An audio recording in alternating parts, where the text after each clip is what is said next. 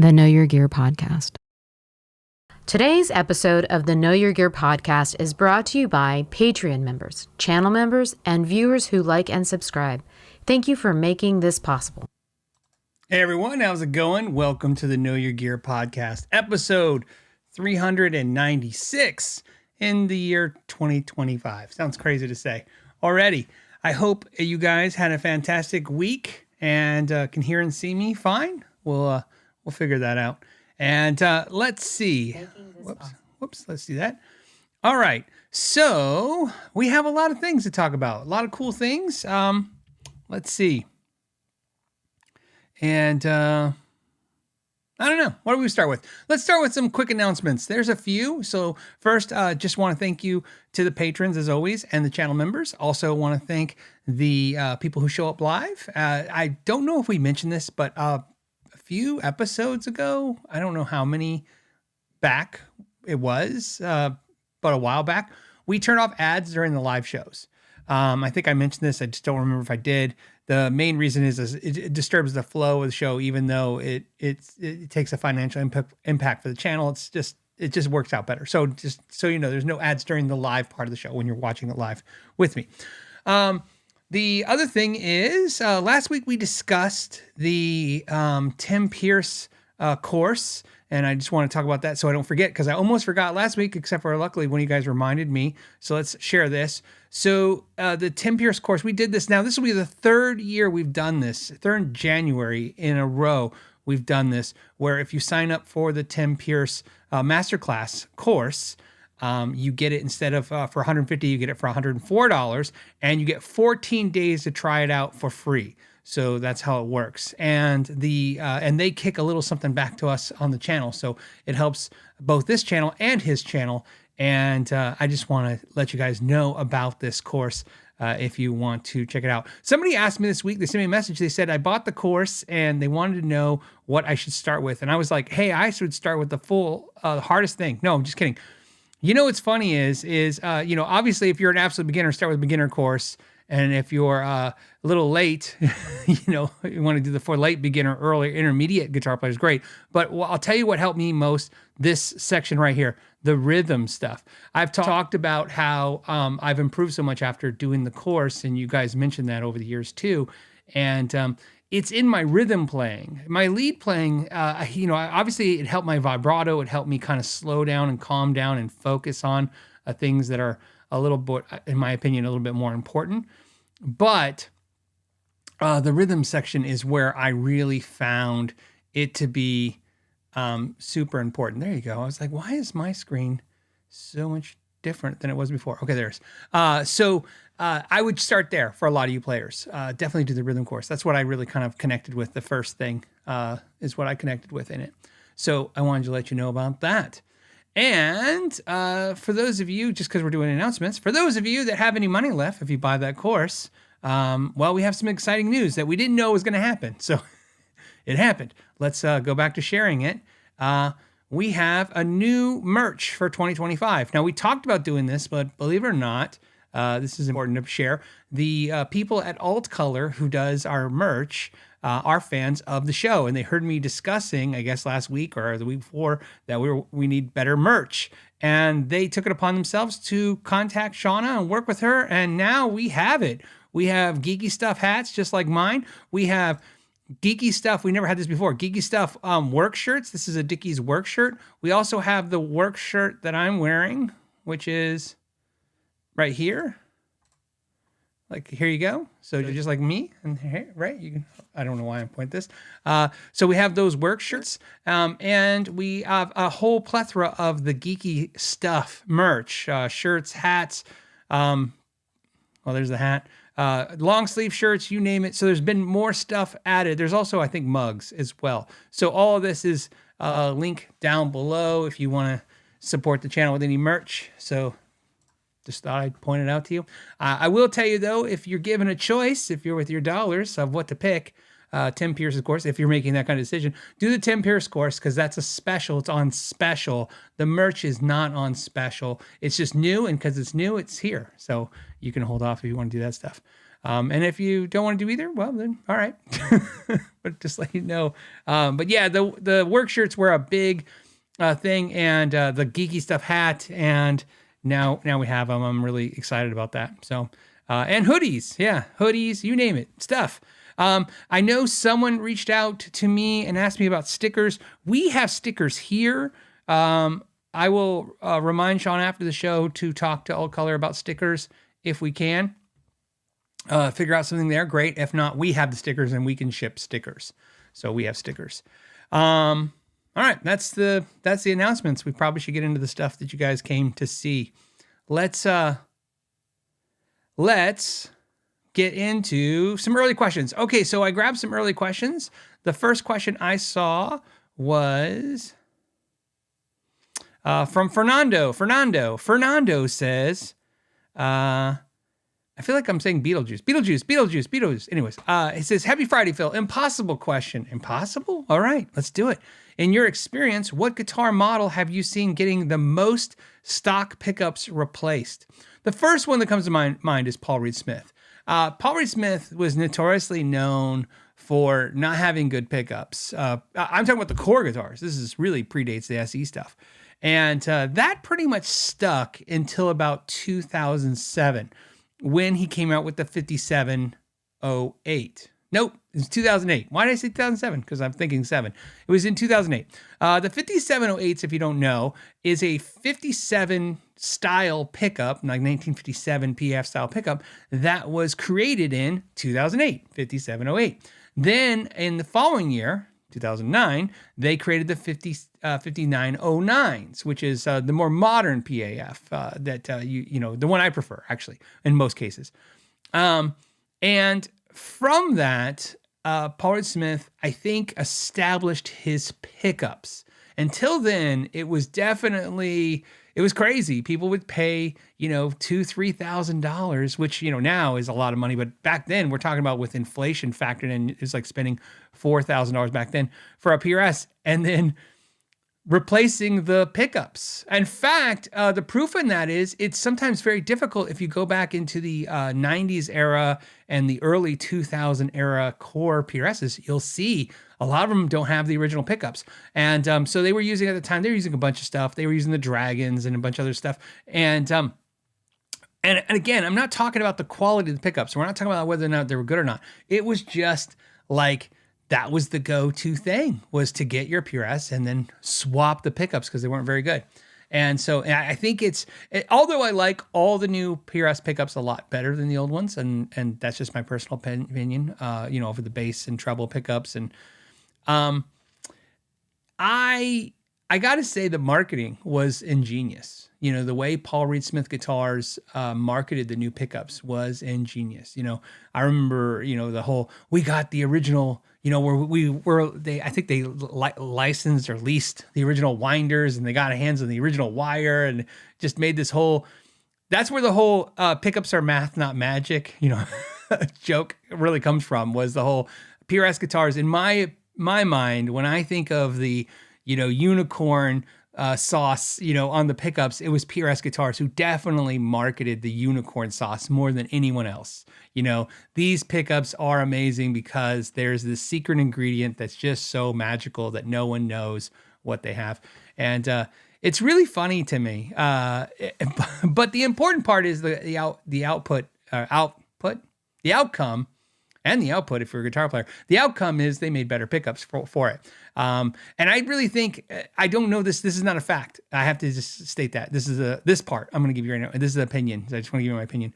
I really think the reason why the new pickups are good for PRS is I think Paul Reed Smith, Paul himself, I really think it bugged him on some level that guitar players were buying his guitars and yanking his pickups.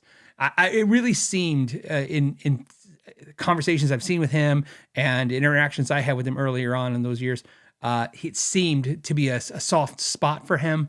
And I really think he went out of his way he was determined, like he was going to make it not only to where people kept the pickups in his guitars, but to they were revered like the guitars. And I think he achieved that. After that, I would say, the early Epiphones were hugely popular for getting their pickups replaced.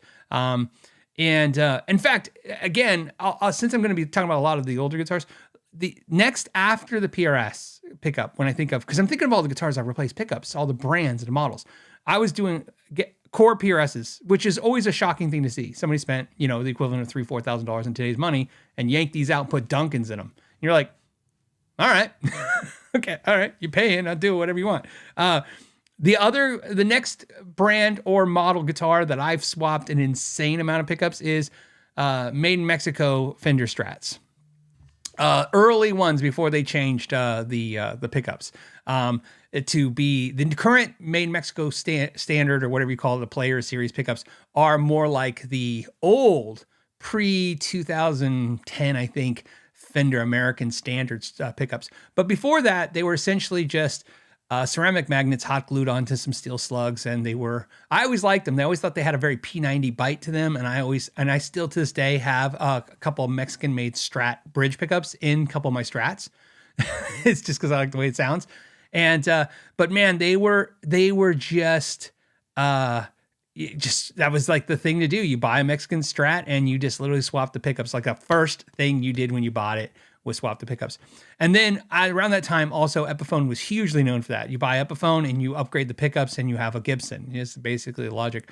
The reality though is this: the ability to clone things has, you think of it like, it's been around for a long time, but it really hasn't. What I mean by that is, the ability to actually reverse engineer and make something overseas in China and Korea and Indonesia, and make it super cheap is relatively new. It's not even a thing that's really the pre-2000s. If you were to look at a lot of entry-level guitars through we can't even talk about 60s, 70s, 80s. I'm talking about the 90s, even 90s, and then part of the 2000s.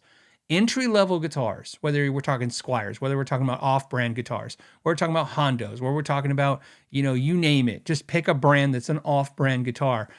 The pickups were really usually the weakest point in the guitars, because not only were they using cheap components, they were not really doing any testing, because the logic then was, think about it. If you were building a guitar and you're trying to make it to where it's the least expensive guitar in the store. think about that. When you think of a Hondo, when you think of, I don't want to pick on a lot of brands, but like JB Player, that was one of my first guitars.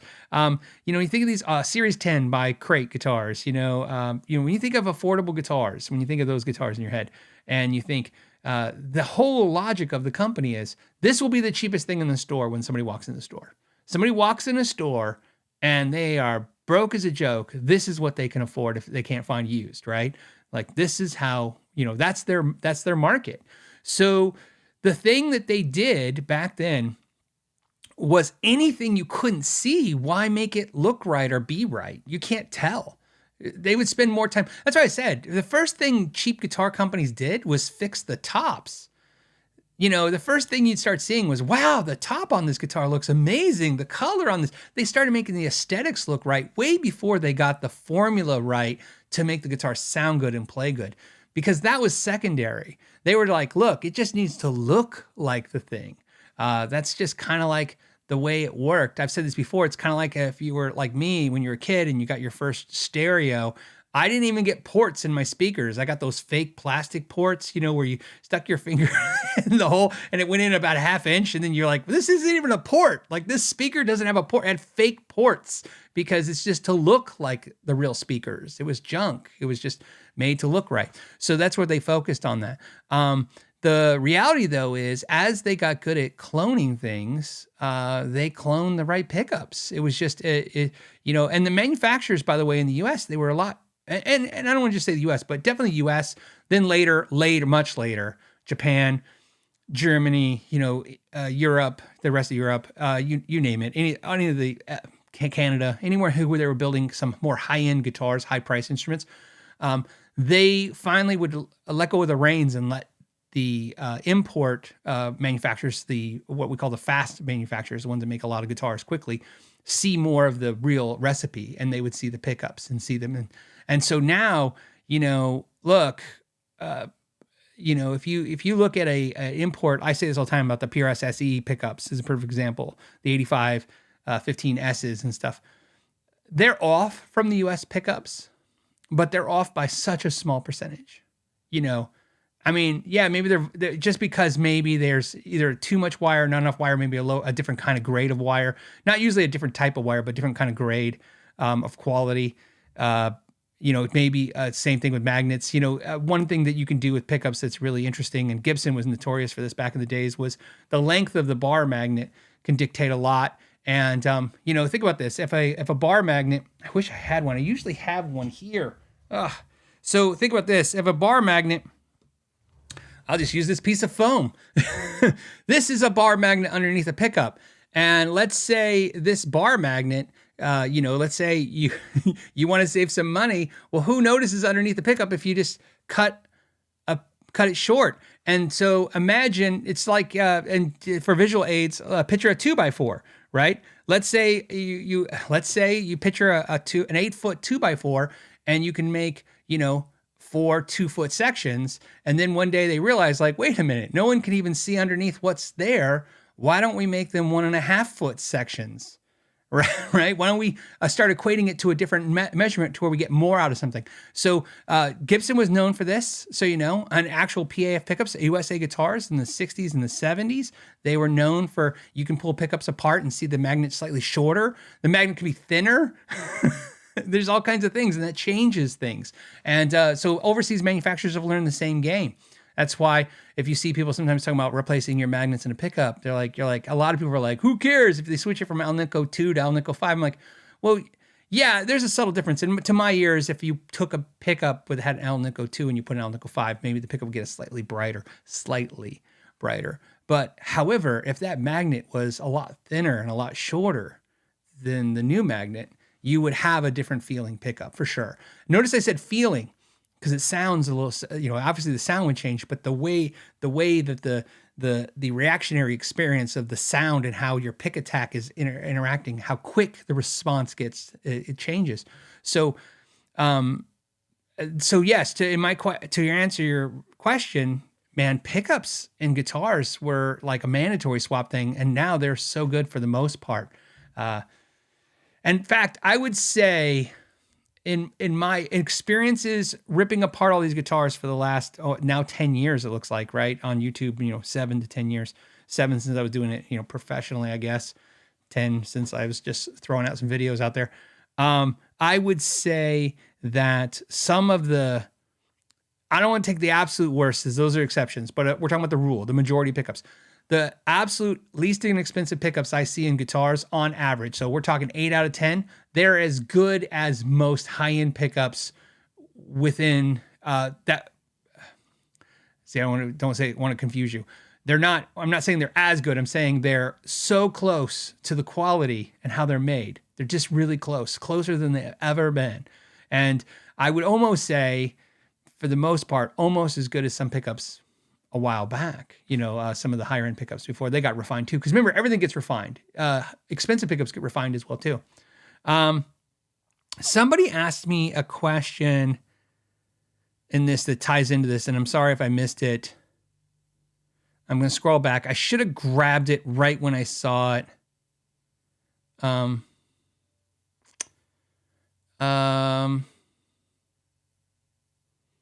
I think it was a Ron Ellis question. And I apologize if I missed it, but if any of you saw it, somebody was asking about Ron Ellis pickups.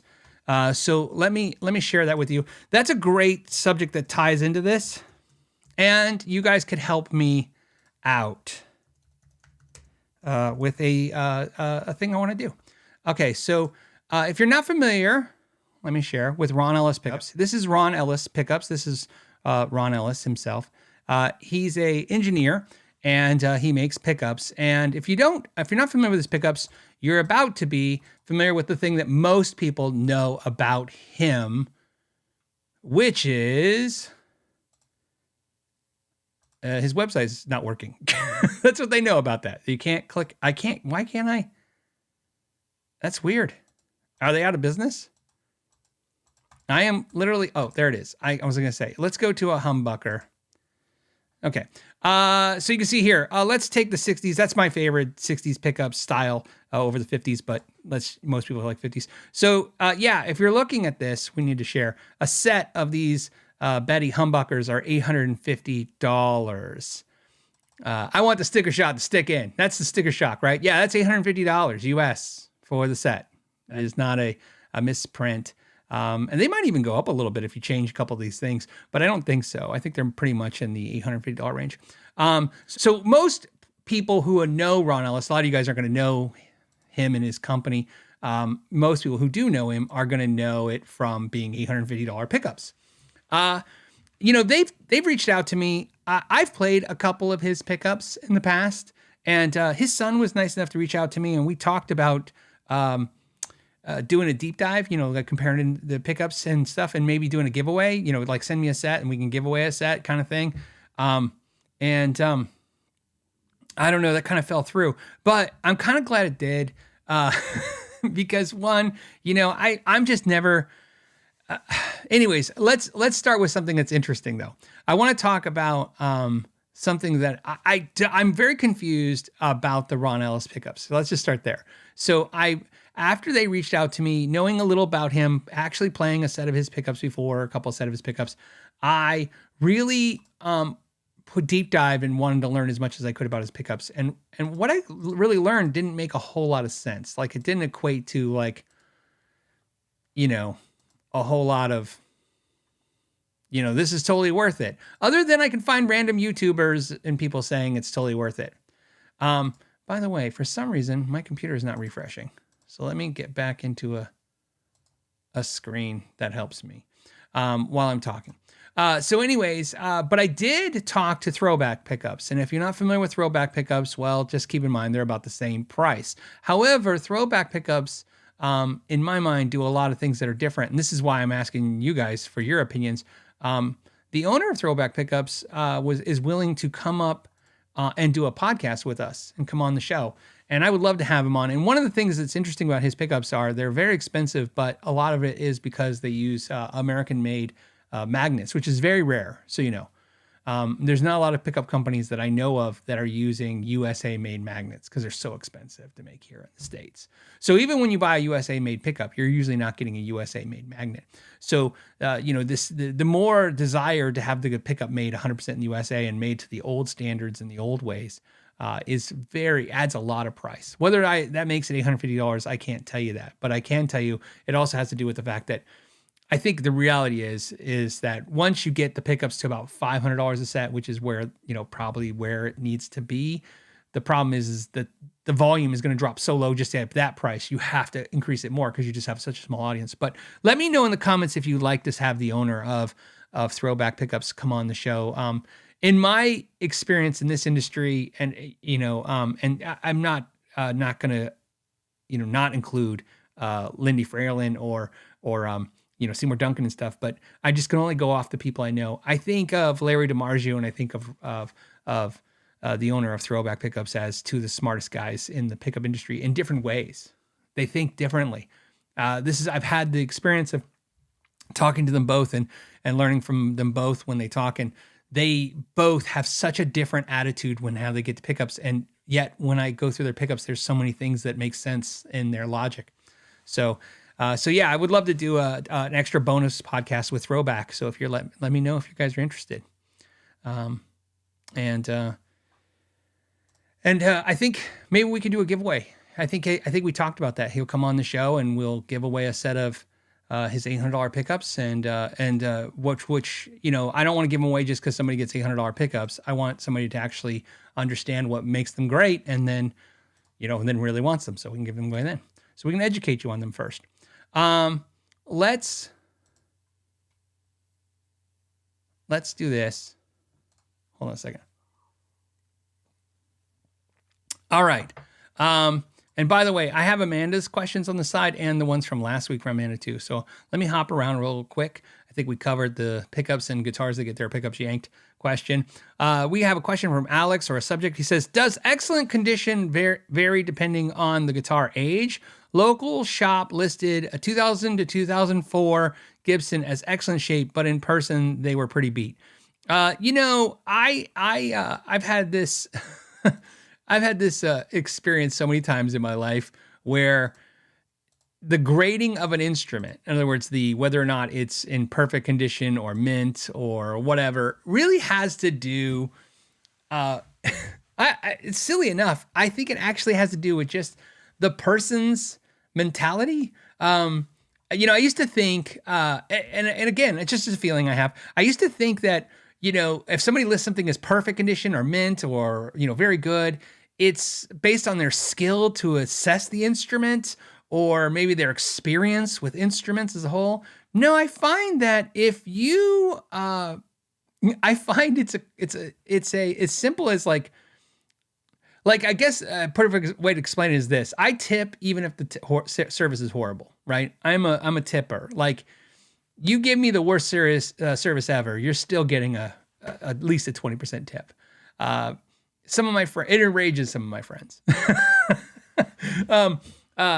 Today in a drive-through, I just had to get one item basically, and it was the worst experience ever. It was kind of funny, and they handed me the thing and they go, "It's just going to ask you a question." I still tipped, and my wife's face was just like, I'm like, no, you got a tip. So anyway, reason I say that is I read an article once that said tipping is really about you and not so much about the service. I think that's how ratings work. It's about the seller and not really about anything else. Like, my fear when I rate things is that I don't want anything coming back. Like, when I had a store, I did it this way. Now, personally, I do it even more so because I really don't want stuff back. But if you don't want things back, you want to kind of under promise, over deliver. So you go, I've gotten to the point where I've listed stuff on Reverb and put pictures, and I'll put like, in good condition, I'll put good condition, and somebody will actually message me and go, "I'm looking at all the pictures. It looks perfect. What can you tell? What's wrong with it? I can't see." And I'm like, it's not perfect. And they're like, "What's wrong?" And I'm like, "Nothing. I just don't want you to, I don't want to say perfect. And then you find something I miss." So that's usually my logic, is no matter how good I'm looking at it, what if you find something I didn't see? I want some play in there, right? I don't recommend doing this, by the way. This is how you kind of screw yourself out of money when you sell, because you won't get the prime price. I have a friend who's a vintage guitar dealer and a used guitar dealer in California. And I've known him for so long, and he will put everything dead mint. And I remember the first time I thought he was crazy. Like, I mean, he probably is, but I mean, I thought it was like, I don't know, his eyesight's gone or his mind is off or something. He would be like, "Yeah, it's perfect." And I'm like, "I don't know, man, look at this and look at this." And he's like, "It's old. It's fine. It's perfect." So he would say that about everything. And then if you were selling him anything, he could find 50 things wrong with it and be like, "Oh man, it's in rough shape." And then once he bought it from you or the person, you could watch it. The next person comes in and he'll be like, "Yeah, I got it over there at the wall. It's in mint. It's perfect. It's mint condition. It's perfect." So my answer to your question is, they could be full of it. That's a nice way to say they're full of shit. It's just like, sometimes I'm like, I can save you guys so much time if I just throw out a cuss word and just make the answer short. However, I just want to illustrate my point. So to answer your question, no, there's no rule as far as I know or agree to as a community that says that, if a guitar is 2 years old, perfect condition means one thing, but if a guitar is 20 years old, perfect condition becomes another thing. Usually the only thing I agree with is when somebody will sell something used and state like, it's in great shape for a 30-year-old guitar. I take that the same way I take it is like, the way you talk about an actor or an actress, like, "Oh, how does he look?" And you're like, "Oh, he looks great for 63. You're like, I know what that means, right? I don't think it means he looks 25. I think it means he looks like, if you picture a 63-year-old person in your head, he looks really good for one of those, right? So I think that's okay in a description, in my opinion. So if I was to say, for instance, my universe is 31 years old, if I was to say, "Yeah, it looks great for a 31-year-old guitar," I think you know what that means. And if I was to say it looks like it was made yesterday in perfect condition, that would really set the standard really crazy. And then you'd find a little ding or dent or some wear or fading in the paint. So, but luckily for us on the internet, YouTube, eBay and Reverend, all them, they don't have considerations like that I know of. Like they don't say, there's no condition that I saw that says, excellent shape for a 50-year-old guitar or a 20-year-old guitar. It's just, it's either excellent shape or it's very good or it's mint or, what have you. And they have definitions, so of what they claim it to be. We've talked about this before on the time, but you can go to condition, what do we call it? Descriptions? Sure. Reverb and gear conditions. And we've talked about this in the past, whether it's good or bad or ugly, doesn't matter. At least it's here. I literally just typed it. It's reverb.com under their category of help. I just typed in, conditions and it's mint, excellent, very good, good, fair, poor, non-functioning. And then there's other considerations, which is B stock. And, notice like we talked about this a couple episodes ago about the fact that I think they should have a salvage condition for people who have salvage guitars, because I'm seeing more and more of that. I talked about that a couple episodes ago. In that case, it was a broken headstock that had been repaired. But when I say salvage, I mean there's so many guitars where they've been rebuilt back up into something. And I'm like, yeah, in the car industry, there's a word for that. It's called salvage title, right? Like it was in a serious accident and it was fixed back up, but it's, so I was thinking they should have that. But in this case, there's none of the stuff you're talking about. The dealer is just probably, they're trying to sell you a guitar. That's the nicest way I can say that. They're trying to sell you a guitar, and then once they sell it to you, it's your problem. What I find, my best advice to you, Alex, and there's more, I think you have another question too, but my best advice to Alex is when it comes to a store or a reseller selling guitars, their description to me is usually connected to their return policy. That's a good way to look at that. I find that if they have a no returns, no exceptions policy, I find everything is mint and perfect and great. But if they have a 30-day return policy, I notice all of a sudden the description is a little bit more accurate because it can come back. So I don't know.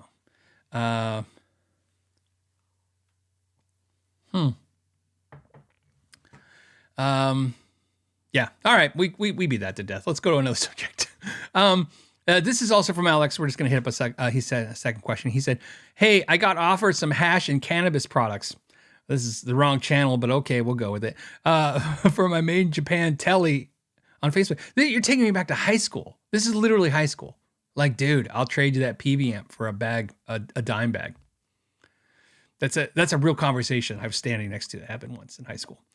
Anyways, okay, so Anyways, he got some hash and cannabis products offered to him for a Made in Japan telly on Facebook, even though I say no trades, just selling. Got any wonky trade offer stories? Yeah, I once, it's my first experience on Craigslist. My first experience on Craigslist should have been a never on Craigslist again experience. My very first experience on Craigslist is I put a guitar for sale and a guy, and you're probably not familiar, obviously not everybody's from Arizona like I am. I don't know how to explain it to you. So for the people in Arizona, I'm going to explain it to you, but go back like not quite 20 years, but whenever Craigslist started, right? So 15 years, whatever ago. There's a freeway called the 60, and it just goes east, and you keep going east, and then eventually you leave Mesa, Phoenix area, right? So wherever you live, just picture there's a freeway, and then at some point you're not in your town anymore, right? Your city. Okay. And so on the outskirts, right? So on the city limits. Then back then there was all these what do you call off ramps at the end of Mesa, Arizona.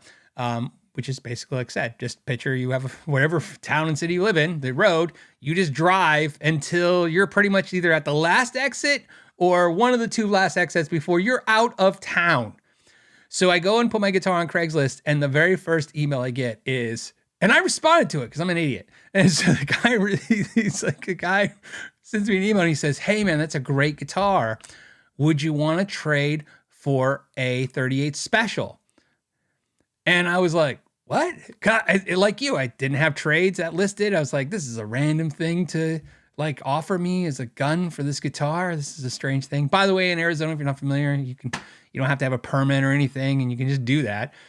So, what's funny was, here's my response. This is honest to God truth. I respond with, yeah, let's meet up. I'll be the guy with the good guitar. You'll be the guy with the gun. We'll be in the dark. What could go wrong? And and then he sent back, I don't remember what he said exactly. Something like, not cool, man. I'm just throwing offers. And I'm like, and then I felt bad.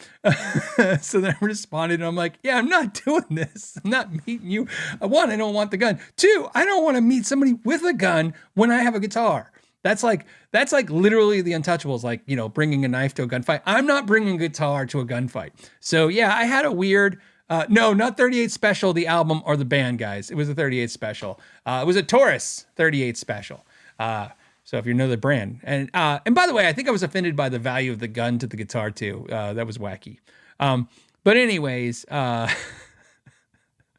you get weird stuff.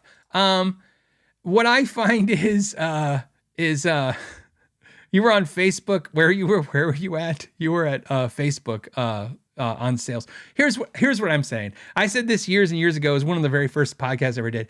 Craigslist should have a. If I was the marketing guy at Craigslist, I would create a slogan. The slogan would be Craigslist, where people with no money go to shop. And like literally everything is either half it's a scam and the other half is some kind of trade proposition or somebody lowballing you. That's like the majority of what's out there in those environments. But we trudged through it. I heard Facebook Marketplace a little better. I've had good luck. So, I've good luck with Facebook and Craigslist as a whole. I mean, I say that, but I mean, I don't think it's been 50-50, but 60% of the time, it's probably not a great experience, and 40% of the time, it's perfect, and it just kind of goes that way. But yeah, you're going to get that. And no trades means nothing. You got to understand, it's like putting no trades on your thing is putting no soliciting on your door. I once had a friend who sold door to door, and he said a no soliciting sign means that they can't say no, and they're putting that because they know they're going to buy whatever you come and sell them. So that's why you definitely knock on that door. And I remember thinking, I don't think what that sign means that, but here's the funny part about that. Now I kind of think when you put like no trades, no trades, no low ballers, no no scams, you're like, that's not going to tell them no. And the people who weren't going to do that, they don't do it. And the people who are going to do it anyways are going to do it anyways. You can't stop them. What I do is I don't put any of that stuff. I just delete it. So I just delete their emails when they come in with their crazy stuff. Anyways, okay. Let's thank you, Amanda, grabbing question. I have no idea the answer. I'd love to know this answer. Create a lot. I love it with a cool letter, number 8 in the thing. Create a lot sound says, has anyone ever made a solid ebony neck? I don't remember ever seeing one. Not an ebony neck. I've seen all the others. Obviously I've owned a ton of them too. Solid rosewood. I've had, God, I mean, you name a ton of woods out there, everything from, Avoncool or Wovencool to I'm trying to think of one, Purple Heart, Paduke, you name it, but I don't think I've ever seen a solid ebony neck. So I don't know if anyone makes one or not, but I've never played one or seen one. I wouldn't imagine it would be too good of a neck wood. Ebony is very hard, but very brittle. And I like ebony necks, ebony fretboards. I really like them personally. I like the way they look. I love the jet black look on a fretboard. And it's just me, but for the most part, I've never really liked the way ebony fretboards sound, if that makes any sense. Like every time I get a guitar with an ebony fretboard, I never really like the way it sounds so much, and I'm always fighting it with changing pickups or doing something. Something happens to make the attack different, like it's snappier. It's a snappier attack that it doesn't have as much fullness in the notes. The notes seem thinner and they snap a little harder. It could be in your head. You understand, as much as this stuff could be real, it could be placebo and stuff, but that is the That's the issue I deal with. To the point where like acoustic guitars, so we don't have to talk about the electric guitar tone wood debate. On acoustic guitars, it's the same thing with me. Ebony fretboards on acoustic guitars, I just don't like the way it sounds. It just doesn't work for me. The one exception would be classical guitars, but that's because you kind of want a little bit of a bright snap because the strings are a lot warmer, especially after they've been played for a little bit. So, but yeah, I couldn't imagine if they did make that neck, it would be good, but who knows? Okay. Okay.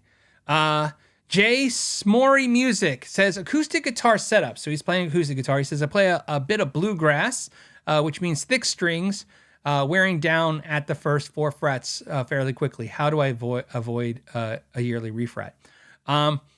So the things you can do to minimize the refret is coated strings help. Believe it or not, some coated strings will be nice because, again, think of it like lubrication. The coating on the string is going to be essentially a friction reducer. And so part of the reason you're chewing into your frets is not just because you're pushing down on them. It's because you're slightly giving vibrato. I know you're not really playing vibrato with that stuff, but I mean, you are, right? Your fingers never stay perfectly still. And think about you're taking a piece of metal, pushing into a piece of metal, and then if we put it on one of those really expensive slow motion cameras, you slowly see you're doing this to it, especially because the string's kind of, oscillating too. It's like going in a circle, and it's like literally wearing on that fret. So something to reduce the friction would help with that for sure. I've experienced that. I've seen that with players. There's if you don't want to use coated strings, I understand. You can get string lubricants, and a lot of times people use them to put them on the top of the strings for your fingers, but you can put them on the bottom of the strings. And same thing. Again, just think about it like reducing friction, right? That's what's doing it, right? It's not anything else. It's not like the strings have little mouths and they're biting on the frets and eating the frets like termites. It's just friction, and the friction is so the more you reduce the friction, if you think like that, the more you'll reduce having the frets get divots, and the divots are what's causing the refrets. As you put those divots in there, they get pretty deep. The other thing you can do is polish your frets pretty much every time you restring your guitar. And if you don't restring your guitar ever, then I would polish your frets anytime you see any kind of crusty oxidation or anything. So again, just minimize the friction. I find that really works more so than anything else. The other thing to factor in is the type of strings, but so if you don't want to do coated, which coating just helps because if you do elixirs or any of the coated brands, again, you're just putting a layer of essentially, I don't want to say plastic, but plastic between the string and the fret. So, I mean, that's nice.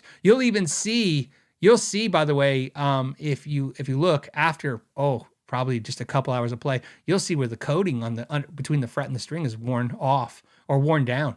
So don't worry about it being gone. It's still there, but I mean, it's worn a little bit. It wears fast. That just shows you how much fast it can wear down. So reducing friction is huge. That makes a big difference. And the type of string material that you have. Because a lot of times somebody will say, well, restring it with stainless steel frets. But on acoustic, I understand why that can be problematic because, it'll make the guitar sound a lot brighter. And a lot of traditional guitar players are definitely not into the brighter stainless steel frets. So you can change string materials. So you can look for softer string, look at the metals that are softer. So to me, 80-20 is harder than the phosphor bronze. So the phosphor bronze strings, which will wear faster against the nickel frets. So like, again, think of it like, I like analogy. So just think of it like a big semi truck hitting a Kia Soul. It's like, who's going to win? It's the same thing. If you go with a softer string material, then the fret can win a little bit in this friction fight. That's another thing. And then somebody's asking about WD-40. WD-40 was made in water. It's not a lubricant. Oh, okay. So when lubricants, you can use whatever lubricant you like. I'm not a big fan of putting WD-40 on my guitars. I use WD-40 though I'll spray on a cloth to remove almost like Gooby Gone. I use that to remove stickers and stuff off guitars, but I clean it up very thoroughly. But again, I'm not telling you that it's anything bad about it. I'm just telling you I don't use it. So it's like I can't recommend things I don't use. For anything involving a fret or the string, I just use like fast fret. That works really good, really well. And there's a couple others that are out there that are string lubricants that you can use. So I would say those things, pretty sure. And then I think that would be enough. I mean, you should, if you're playing a lot, there's just nothing you can do. You're going to chew through those damn strings. But those things will definitely slow the process down. It will do it. I know, because I don't know you per se, but I have, I had years and years of customers who were just like you, playing bluegrass, just playing. And bluegrass, so I'm just thinking this because when you say bluegrass, when I think of my bluegrass customers that were for repair, man, they play a lot. They got 4 or 5 hours a night just jamming bluegrass, and so it's like that's just a lot of hours on the frets. And the way you think about frets is the way you think about tires. It's how many miles can you put on these things? And some people take 10 years to put enough wear and tear on a fret to have a crown level, much less a refret. Some people can do it in 1 year. I've never really met a whole lot of players. Well, I've never personally met a player who could do it faster than 1 year. Not that I can think of. And when I say that, I mean, maybe it was 8 or 10 months or something, but I mean, I never remember having to refret a guitar every 6 months for any player that I've ever had as a gigging player. But the players who get the most refrets in my world were always the massive giggers, the ones that gig like 6 nights a week, right?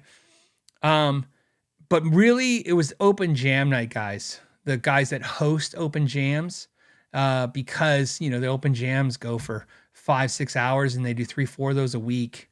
And it's just, again, it's miles on the road, man. It's just how many hours on those frets. There's nothing you can do. Although if you ever want to do stainless steel frets, you put them on there. I can tell you right now, you're not going to chew through those in a year or two. It's not going to happen. Let's see. Let me grab Christian. Christian Daring says, what did he say? He says, "Hey, Phil, 2-parter. Okay." He says, 1, do you think we will see slightly more premium brands such as D'Angelico follow PRS and make under $500 models to attract more buyers in 2025? The inevitability of every company that ever does an import is to do more imports. That is my I don't have anything that shows me different than that I've seen. So I say this all the time. The inevitability of a premium brand making an more affordable import model is eventually that's the only thing that exists in the import model. And here's why I can say that. Look at the Gibson and the Fender model, where their import line is Squier and Epiphone for the most part. If you look at, like I said, if you look at companies like Paul Reed Smith, we say this all the time, Paul Reed Smith, they live off SE now. That's their money. That's the money. They can't let SE die. If PRS was to let SE die, they would be in a bad situation as a company. G&L, the import line. The import is a big part of their year is those tributes. We see it over and over again where companies make the import line, and the import makes so much money because you got to understand the main thing is the import lines is like a perfect world if you're a business. And please understand what I'm saying. Okay. I'm not obviously I'm against it for the most part. I don't enjoy this, but I understand it.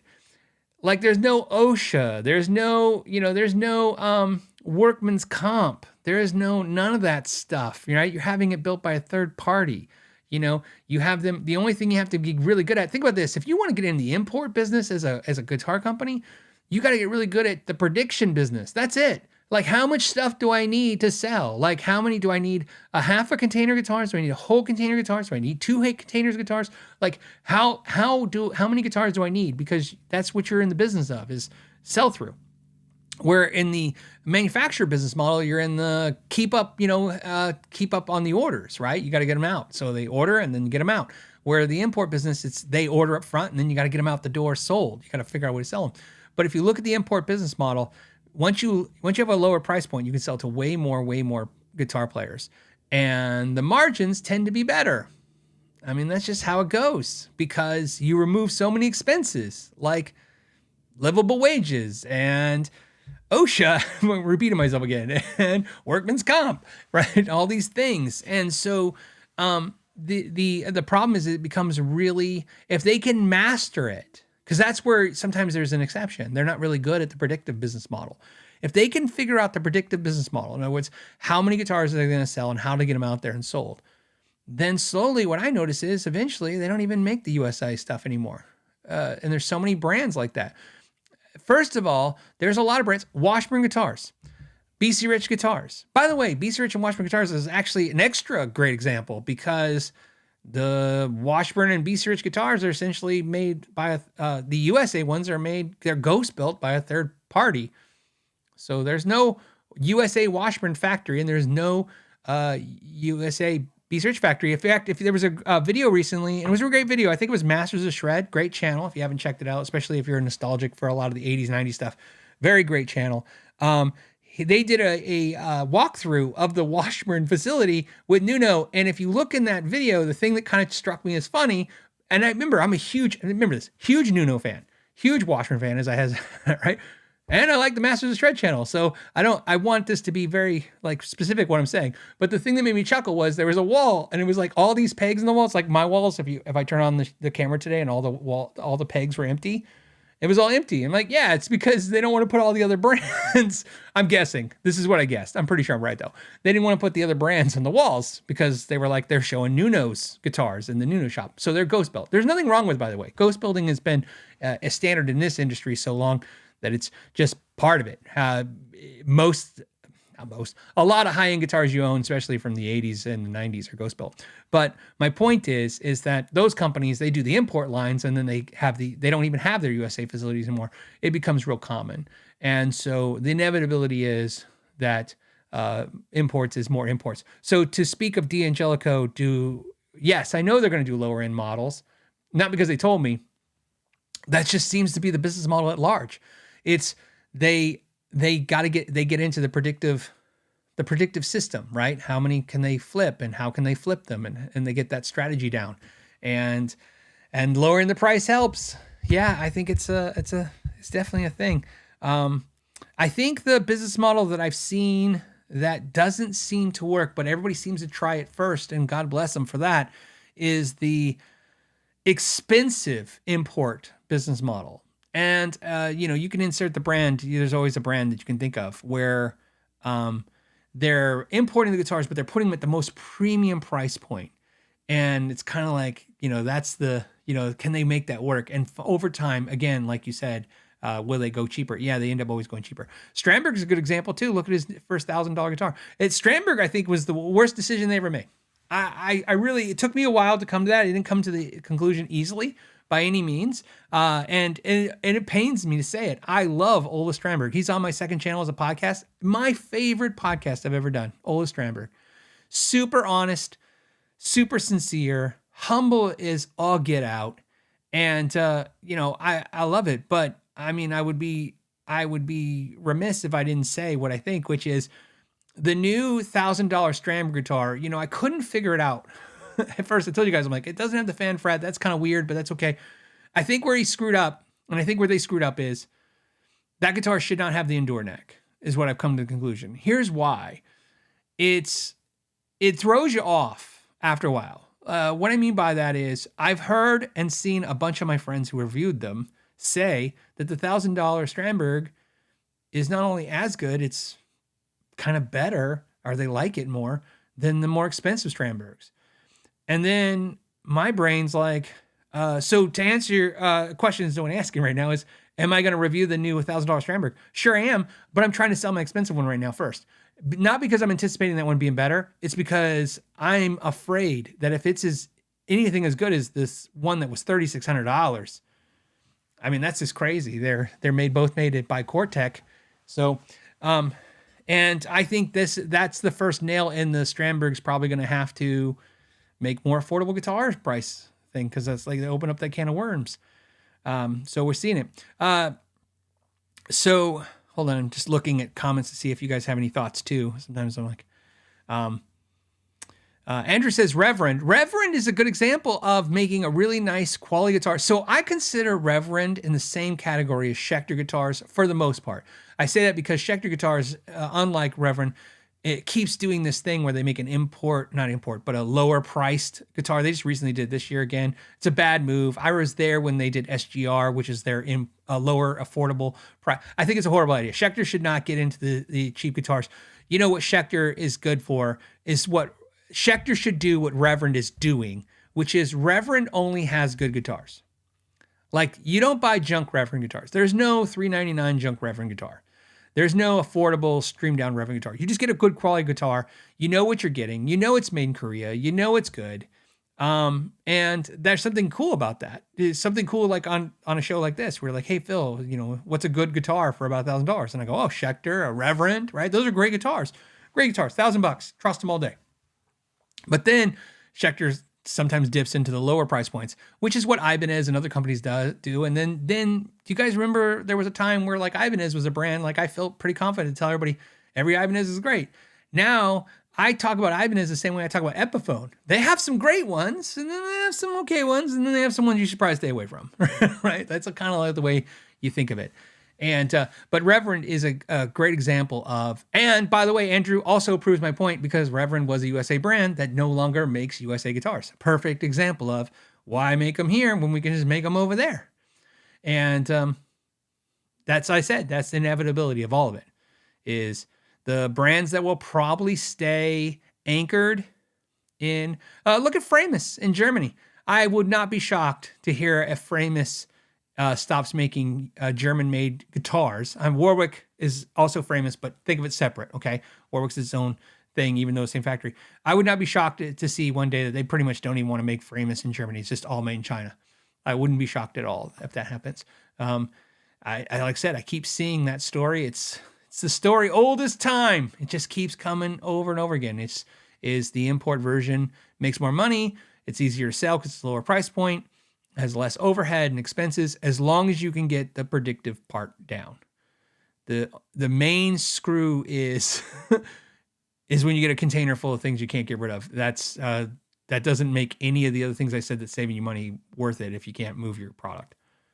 So I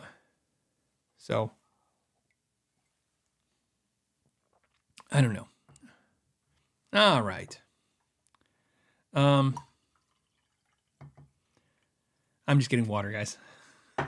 I'm never going to learn to mute this when I'm pouring the water, so you guys always hear the water, and I get a random email every few months from somebody going, I can't stand you pouring your water on the show. And I'm like, yeah. I actually started laughing. I won't say it. I was going to start laughing because I saw not a YouTuber, a podcast channel that has like millions and millions of subscribers say that they got the same critique one day. They were just talking about it. And I was like, oh my God, I got that same critique. So he's got a second part. Christian's second part is, would you be open to the idea of building your own Texas Toast guitar and making a series similar to the Gianero series with a build tour? Not really.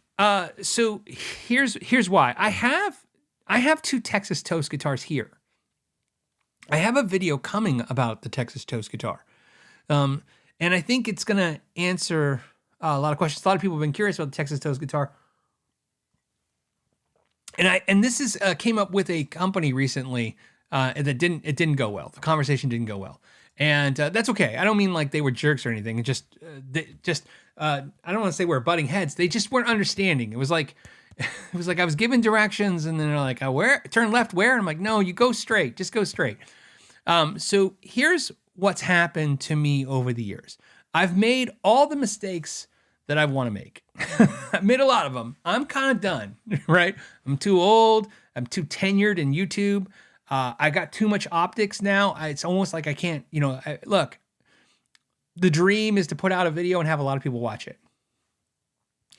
The curse is to have a video and have a lot of people watch it, because now whatever you do wrong, it's just there in time for everybody to see. It's just more people get to see it. I used to actually put out videos. It's funny. When I first started putting out YouTube videos, I'd put out a video and then somebody would message me and go, hey, Phil, just, this is wrong in this part of the video. And I'd look and I had like 300 views and I'm like, okay. And I just delete the video and I go fix it and I go relaunch it. And I remember the first time I put out a video and somebody said, "Hey, Phil, this is wrong." And I looked and it had 4,000 views already. And it's like, oh my God, it's just been up for like an hour and a half. And so I was like, what do I do now? Right. So my point is that when I deal with newer companies, younger companies, smaller companies, look, when I deal with PRS, when I deal with Fender, when I deal with, Heritage, name the big brands, right? Gibson, you name it, Epiphone. I don't have to vet a lot of things. I just have to worry about the focus of the guitar. What I've decided to do over time now is that anytime I deal with small builders now, anytime I deal with new companies, we do so much vetting process now. We actually talk to their customers now. We like reach out. Hey, did you buy from these people? What was your experience like? We kind of get a sense of where they're at. The reason is because I find that, I used to just treat everything the same, and it's really, really not the right way to do it, which was, put every guitar on the bench and just give you an assessment of the guitar. And then later I'd find like people go, oh, like I said, I've talked about this many times. I've did videos of companies and then the company just closes right after I do the video. And I'm like, well, that's horrible. Not only for them, but it's horrible for you guys. Like I just told you guys all the, like, hey, check this out. And then you guys literally, they don't deliver because they don't exist. So I've been spending a lot of time with the Texas Toast guitars because I did the, guitar of the week with it. It's on my second channel if you want to see the impressions of it. That's an impressions thing. But the time I spend with it is not just like, oh, their fretwork is good. It's everything. I want to know, and when I say these bigger companies, when I say I don't have to vet them as much, it's also because I've been working on them for so long. I've worked on, I don't know, let's just say safe. I've worked on 100 of everything that's major. Ibanez, Washburn, Fender, Gibson, Epiphone, Squier, 100 everything. And really it's thousands, but 100 everything. And then other brands, the only one I've ever seen is the one that were sent to me. And so I take more time with it. So I love the idea of a build process concept. I would love to work with them on some level of doing something like that, not like necessarily that kind of build video process. But there's a deep dive coming, and I think it's going to be really fun. And also I want to make sure it's accurate too, because when they're small companies, I don't want to do anything wrong because you can help them, which is great, and you can hurt them, which is not great. Just kind of balance it out. So I don't know. That's just giving you some insight into that stuff. So the G&L thing was, and then think about this. If you watch my year in review, the G&L thing got a little messed up, which is funny. Not funny, haha, funny, strange, which is so strange. The whole thing was strange. Still like the G&L guys, just that part was strange.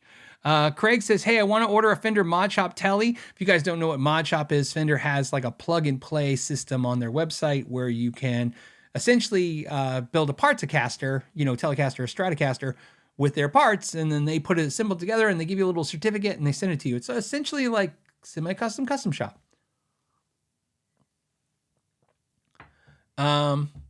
He says, what neck profile would I recommend if my favorite neck is a Gibson SG Slim? I don't know. Fender Modshop. Let's see what necks they're offering. If it's easy enough, I will do it. I'll look. Let's see. Let's take a second. We're going to look. I'll share with you guys as soon as we get there. Ta-da. Okay, so it's thinking. Okay, here it is. So this is the Modshop you can start building. He was saying a Telecaster, if I recall. Oh, you can do a Modshop with the Acoustasonic? All right, that's something I'm going to be interested in. I want to try an Acoustasonic, personally, and spend some time with it. There's a Telecaster. Get started. All right, we're getting started. Okay, neck shape. Wouldn't do the deep C. Wouldn't do the deep C. I wouldn't do the okay, all right. Solid deep C. The modern C. The modern C is not going to be like the SG, but the modern C is thinner. Modern C. The C to D. I don't know. I'd have to look at the stupid jerks. They're not giving you the I want the depth of the first fret and the 12th fret. It's not there. So I don't know about the C to D. I mean, the D, here's the deal. The D shape would be closer to the SG 60s SG neck which is like the slim taper neck, in the shape of it, but I don't know how thin it is. So if it's the shape you're really interested in, that C to D would be closer to the shape feel, but I would say the modern C would be closer to the thickness, but still not as thin. The slim Gibson neck will be thinner by far than that C, but, and again, your mileage may vary, but in my experience with my personal guitars, as you know, I really like my Gibson SG, which has the 60s neck, which is the slims, that, and to the American Professional 2 neck, which is slightly thicker. They're close enough. I don't go, oh, this is so horrible. They feel pretty darn close in comparison. I don't know. Maybe we should build a Modshop guitar. Anyone interested in that? We'll do a live, how we did the pedal board build? We'll do a live build. The only problem is we'd build the guitar and then it would take, forever months to get here. It'd be, I don't know. Maybe we'll figure something like that out. Okay. Let's go to a question Amanda pulled. This is from Rob, and I don't know the answer, Rob, but it says, Phil, how do I judge what a fair price is to sell my 2018 PRS Silver Sky? I almost tell you not to do it, man. And do you think used American-made guitar prices will go up? Well, the answer is yes. Used American guitar prices will go up, inevitably. I have not personally looked recently in-depthly at the Silver Sky prices used, but my impression is they're dirt cheap right now. I hate hey, look, it's a buy-sell market, right? This is not the time to sell. Like, it's like if this is a stock channel, I'd be like, hold on to that stock because it's not the right time. I can't imagine Silver Skies will go down even more. But I feel like, and here's why I say that. I sold 2 of my Silver Skies. I had 2 USA ones, and I know I got way more than what I see people asking now. So, yeah. Sean Brooks is saying a 2018 Silver Sky, $1,800 to $2,000 depending on condition. If you can get $2,000, yeah, I would say that. Do that. 18's pretty good too, from what I've seen. I've seen where I can get a new Silver Sky for that. So recently, I just out there. The reason I know that is because I really like my Silver Sky, but like I said, I moved from it towards and went back to my Fender style guitars, and I remember at some point I saw a couple of new prices. And I was like, oh, maybe I get another Silver Sky again. Don't do it. Never go back. Never go back. But yeah, so Sean's saying 18 to 2,000 is a good price. That sounds like a good price to me from what I've seen. If you could get that. Jack says, hey, is it okay to hang guitars on drywall only? I don't have studs in my wall there where I want to mount my guitar. Can you describe how your guitars are mounted? Yeah. So the way I mount them is there's two ways you can mount your guitars on your wall. Three ways that you can mount. It's technically 2, but I'm just going to go 3. 3 ways you can mount them on your wall. First of all, if you can hit a stud, that's great. But obviously looking at my guitars, there's no way. Like I don't live in a new house, but it's from the early 2000s. So it's modern enough. There's not that many studs. There's supposed to be, there's probably 4 studs in both those walls. That's what it looks like.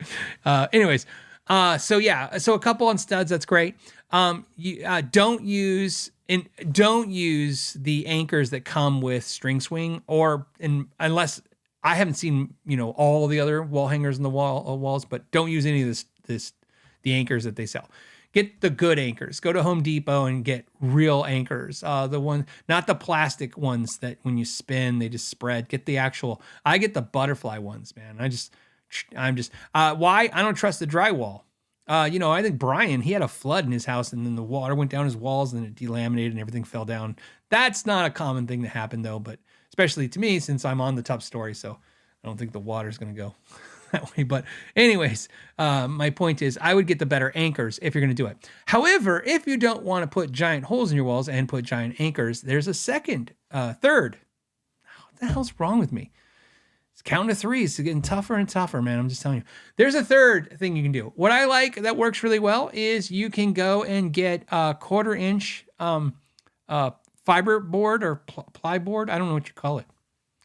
Let's look.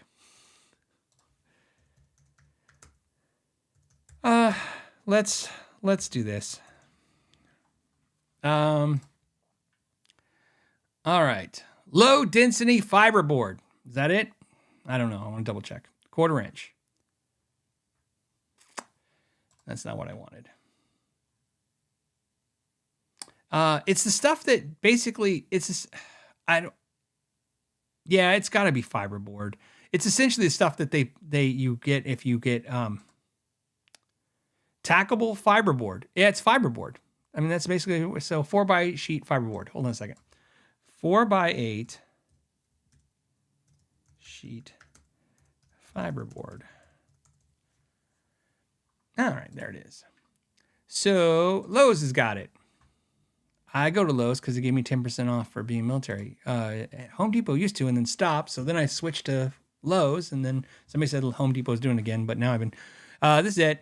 This is the stuff. This is 48 inches by 96 inches smooth brown hardboard wall panel. So wall panels is that. This is what I recommend. You get this stuff. Here's what you do. You get that stuff and you put that up on your walls, and you use wood screws to screw that to, because you'll find the studs for sure on that. And then I use wallpaper and then you wallpaper over those, right? Or you can just paint them. And then you screw your wall hangers into that. And I've had good luck with that too, using oversized screws. So those all are ways to work, to make it work, if that helps. But the best takeaway advice is don't use the anchors that come with the wall hangers. Get quality ones. Because you don't want your guitar to fall. Pond Hopper TV says, hey, Phil, I picked up an Ibanez Gem Jr. and I'm going to swap the pickups with Seymour Duncan Invaders. Many are, I don't know what this word is. It's many are, I'm going to say warping out the term for Godot too. Is that really necessary? Minimal use? Oh, I think he's basically saying, should he change out the bridge to a Godot? You don't have to. I think they're probably doing that because the Godot's is, I think personally, Godot's a better quality tremolo than what's in the Gem Jr. It's an upgrade. It's $150. I mean, do you have to do it? No. I mean, how much do you use the tremolo? First of all, that's the main thing. So if you don't use it a whole lot, you're not likely to knock it out of tune a whole lot. But,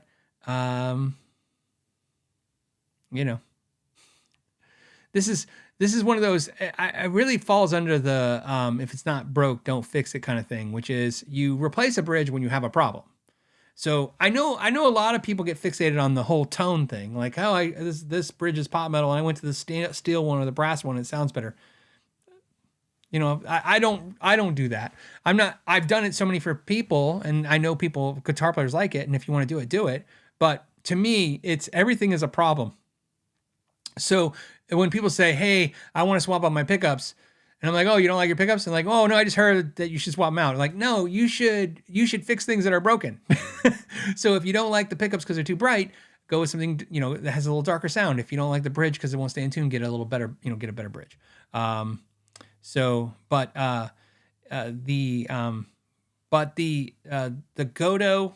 Godot bridge will be a drop-in replacement. So you just put in the new posts, stick it in there. It's good. It's like the 1996, and you'll be fine.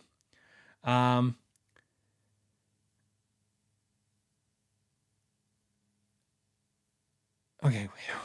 Okay. Sorry. I usually don't pre-read the question, but this is when I started doing it for some reason, and it made me laugh. Benjamin made me laugh. It says, hey, Phil, I started hanging my guitars on the wall in the living room, and now they seem to be out of tune much more than they did while on floor stands. Is that normal? Do you need a humidifier? Okay. So, the reason why it made me laugh was because what I read was I put my guitars on the wall and now they're out of tune. I have nothing. I think this, all guitars pretty much start their lives in guitar stores hanging on the wall. So I've never had any problems with guitars hanging on the walls and it causing any tuning issues, particularly over a guitar stand. I've heard people talking about it, But in my experience, like whether I put them in the side racks, whether I put them in a guitar stand, whether I hang them on the wall, it seems like they're all the same. The ones that stay in tune, stay in tune. The ones that don't, and it's just how it goes. But like I said, your mileage might vary. If you're finding the experience that they're going out of tune, maybe you can go back to floor stands, but I don't think you have to. Essentially what really causes the guitars to go out of tune is the second part you're talking about, which is it's getting too dry, it's getting too wet in the room. And like we said, the instruments are wood and they literally, hot to cold is not great, but it's not as bad as dry to wet and wet to dry. Currently in this room, it's too dry. I can tell because my lips are dry again. I can always tell when this room's drying out really bad. So this room is 42% humidity. Generally speaking, 40 is the minimum I'll allow the room to get humid because there's just too many guitars in here now. I've talked about this over the years. You guys asked me before if I was using humidifier. I wasn't because I didn't have that many guitars in the room. Now there's so many guitars. The more guitars you put in a room, so this is the thing you have to think about, okay? Benjamin. Sorry, I had to go back and look at your name. I wanted to get your name right. Benjamin, a sponge sucks up more moisture faster and more than a rock. I know that's dumb what I'm saying, but just think of it that way and just life goes easier. At least it does for me. So if you want to suck up room and moisture in the room, throw some sponges in there, right? They'll suck up more moisture than rocks, right? Well, wood, right? Same thing. Wood's it'll suck up faster than rocks, but not as fast as sponges. You see how this kind of works? So, but the important thing to understand is that all these guitars hanging on the walls, that's what they're doing. They're sucking the moisture in the room. So if you've got a lot of guitars, and especially if you're hanging them on the walls, and you live in a dry place like I live, eventually you will need a humidifier. I don't like to humidify the room and the guitars. I try to do it as little as I can. So this year, what happened was the first time I pulled a humidifier out in 6 years because the room dropped to 32% humidity because the weather's been so great. I've been cracking the window in the room, and between the window, the outside air sucking humidity out, and the guitars, it just got too dry. So I put a humidifier back in the room. So I'm humidifying again. And I've been keeping it about 50%, which is very hard for me to keep. 50% humidity is very tough on my climate in this room. But like I said, right now I haven't humidified in a week and it's at 42. 40's the minimum, I would say. Anything under 40, you're going to start seeing issues with your guitars, probably. 50 is ideal. If you have a lot of acoustics, 60 is even better than that. But I don't like too humid because again, the problem is if you make a perfect environment for your guitars, in my experience, once you take them somewhere, if you take them places, they're going to move as soon as they dry out. So I don't want it to be too humid. So 50 is good. I like it between 40 and 50. For me, again, everybody kind of figure out their own sweet spot. But in your case, if you're noticing the guitars are knocking out of tune and you put them on the walls, just keep in mind, you just hung like 10 sponges on the walls. And yeah, they're sucking up the moisture in the room. And so you might want to get a humidifier. I use a cold misty humidifier. It's not special. It's not great. The one I like is I got it at Target. I have a couple of them. And Home Media, is that what it's called? Let me look it up. The reason I like these, I'll tell you what I look for in a humidifier. Humidifier. I look for, so here's, you jerks. All right, here's one on Amazon. I'm going to get the link too. All right, so this is the one I use. By the way, the reason I said this is jerks, I paid, Target sucks. I paid $89 for this thing. And then, no, I paid $79. I paid $79 for this. And then I needed another one. And then I went a couple months later and it was $99 at Target. And it's here on Amazon for $65. So I'm doing this real quick because in case any of you guys want to buy one, I'll get so much money. I'll have so much money if you buy this. I'm going to put the link here. Paste. There you go. And I'm going to save it for later. So anyway, so here's the humidifier I use, and I'll tell you why I use it. This is it. And that's the link I made for you guys. I'll get rid of that. All right, so this thing's $65. Why I love it? It sits on the floor. It sends out a cool little mist right here. It doesn't have a remote. I think there's a version with a remote. Has a little nightlight, whatever. None of that stuff. The reason why I do it. The reason why I do it is that big tank, baby. Look at that. Look at that. That thing. I don't know how much water does it. Oh, 1.47 gallon. There you go. That's all you need to know. Dude, this thing, if you put it, it's got 3 speeds. It's got 1, 2, and 3. 3 is too much. Don't do 3. That's too much moisture coming out too fast. You don't want the guitar sucking up too much moisture too fast. 1, if you're living in a place where maybe it's like right now, if it's at 42% humidity, maybe on 1 is good. If you were at 30% humidity or something like that, I would put it on 2. But what's great is if you don't get a big tank like that, you're going to be filling this thing all the time. It's going to drive you nuts. And it comes with a little floating tablet thing. Not a tablet. I don't know. It's this blue stupid thing. You throw it in there. So it's to help it decalcify the water so you don't get hard water and stuff. But I have water purification throughout the entire house. So my wife is crazy about water. I have all the water. I don't know why we live in a desert. She picked the wrong place to be. My wife loves water. Like when we were kids, in like high school and junior high, she only drank water. And this is before there was like bottled water. There was like Evian. That's it. Anyways, my reason I tell you this, we like have a water softener, then we have a water purifier, and then we have an undersink purifier, then we have an external purifier that has like adds the minerals back in and makes the water cold or hot and whatever. We have all these one on the spot. I'm just telling you that. I'm just telling you, 1, because it's just funny, but 2, it's also because that's why I don't add the tablet thingy. But I would definitely add the tablet if you're using tap water. But yeah, and for those of you who don't worry about this and you have to dehumidify and stuff, that's fine. But for the rest of us, that's the humidifier I like. I've tried a bunch. That's the one I like. It looks good. It sits good on the floor. I keep it minimum of 5 feet from any guitar. That's what I've learned works. All those things work. And yeah, and size wise, you also have to factor that in. I think this one does like 400 square feet. It's more than enough. Again, more than enough. These things are more than enough. I use it all the time. And if you have a preference of your own personal humidifier, there you go. I'm just giving you guys a reference of it. For $65 on Amazon, that's legit. I might buy another one. I'm also thinking, like, when did I buy the last one? Can we take that back to Target? I paid $99. Stupid Target. Anyways, history will vindicate Thrawn. I'm pretty sure that's what it says, Thrawn. It says, Uncle Phil, been using a Tonex for the past few weeks, and I miss the feel of my Blackstar HT5 combo. Someone recommend a JHS Morning Glory to help the sensitivity response. Any thoughts using a Fishman Fluence pickups? In my what I use, so this is what I use. I don't know the Morning Glory, I don't know. So if they're giving you a recommendation, you can always try it, give it a shot. So I'll just throw you my recommendation. Whether I'm playing a solid state amp or just an amp that feels a little lifeless, like it's not giving me the tubey, thing that I need to happen, or I'm running through my Kemper or, something, like the Tonex or, a Helix or whatever it is. And I'm like, I'm not feeling it. I use a compressor. Compressor is just really, really good. I pick your poison, which compressor you like. I like the Gaiatone one. I like the MXR one. I like the Keeley one. I like the Wampler Ego one. So the compressor that I use the most is the Veta compressor. Damn it. I gotta go look. Okay. It's the Veta Comp.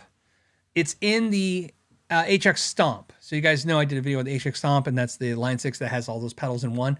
And I'm using the Veta Comp in that, which I think is a Line 6 compressor. I don't know why. That's one I use.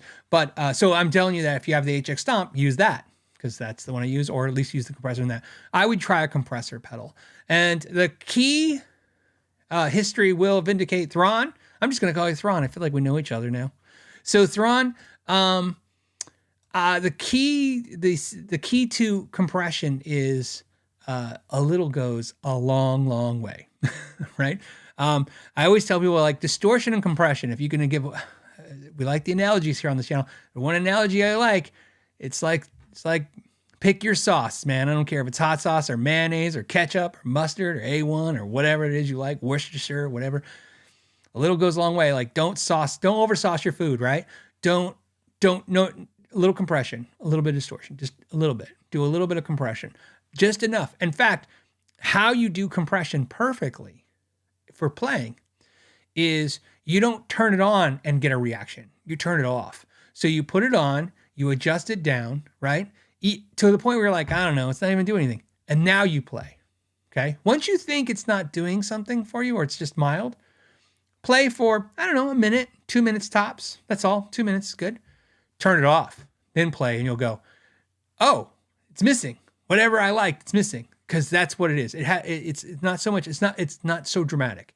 That's how you do it. Just a little bit goes a long way. And like I said, put it on and then take it away. And if you take it away and you're like, I don't notice it, then give it a little bit more and do the same thing again. So you guys are still talking about WD-40. Yeah. You know, what's funny is Sal says, Singstrom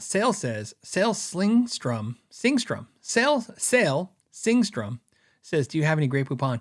You know what's funny is I love Dijon mustard, and I didn't try Dijon mustard until I was 40 because of Grey Poupon commercials. Like the Grey Poupon commercial was like, do you have any Grey Poupon? But of course. I was like, oh, that's the rich douchebag thing. I was like, oh, that's what I thought. I just thought like, oh, jerky people probably like this. That commercial didn't work on me. I was like, oh, those are the people I hate. So I'm like, I'm not going to try that. And then, so I never tried any of that stuff. I was like, oh, that's just like snooty people try that. And then one day somebody put Dijon mustard on one of my sandwiches. And I was like, what is this amazing stuff? And they're like, it's mustard. And I'm like, wait, I'm used to mustard like generic French's. We didn't get real French's. Growing up, we got generic mustard. We got I buy French's now though. That's how I roll. I'd like to say I get real ketchup. I don't like ketchup. So it's too sweet. Jeff says, hey, looking for a case or gig bag for my Epi ES335. What brand would you recommend? You know, I like, for gig bags, I like Gator. I like Mono, but it's super expensive. And I like trying to think. I don't know. But here's what I'm going to tell you. Check this out. We're going to go Epiphone. Stop it.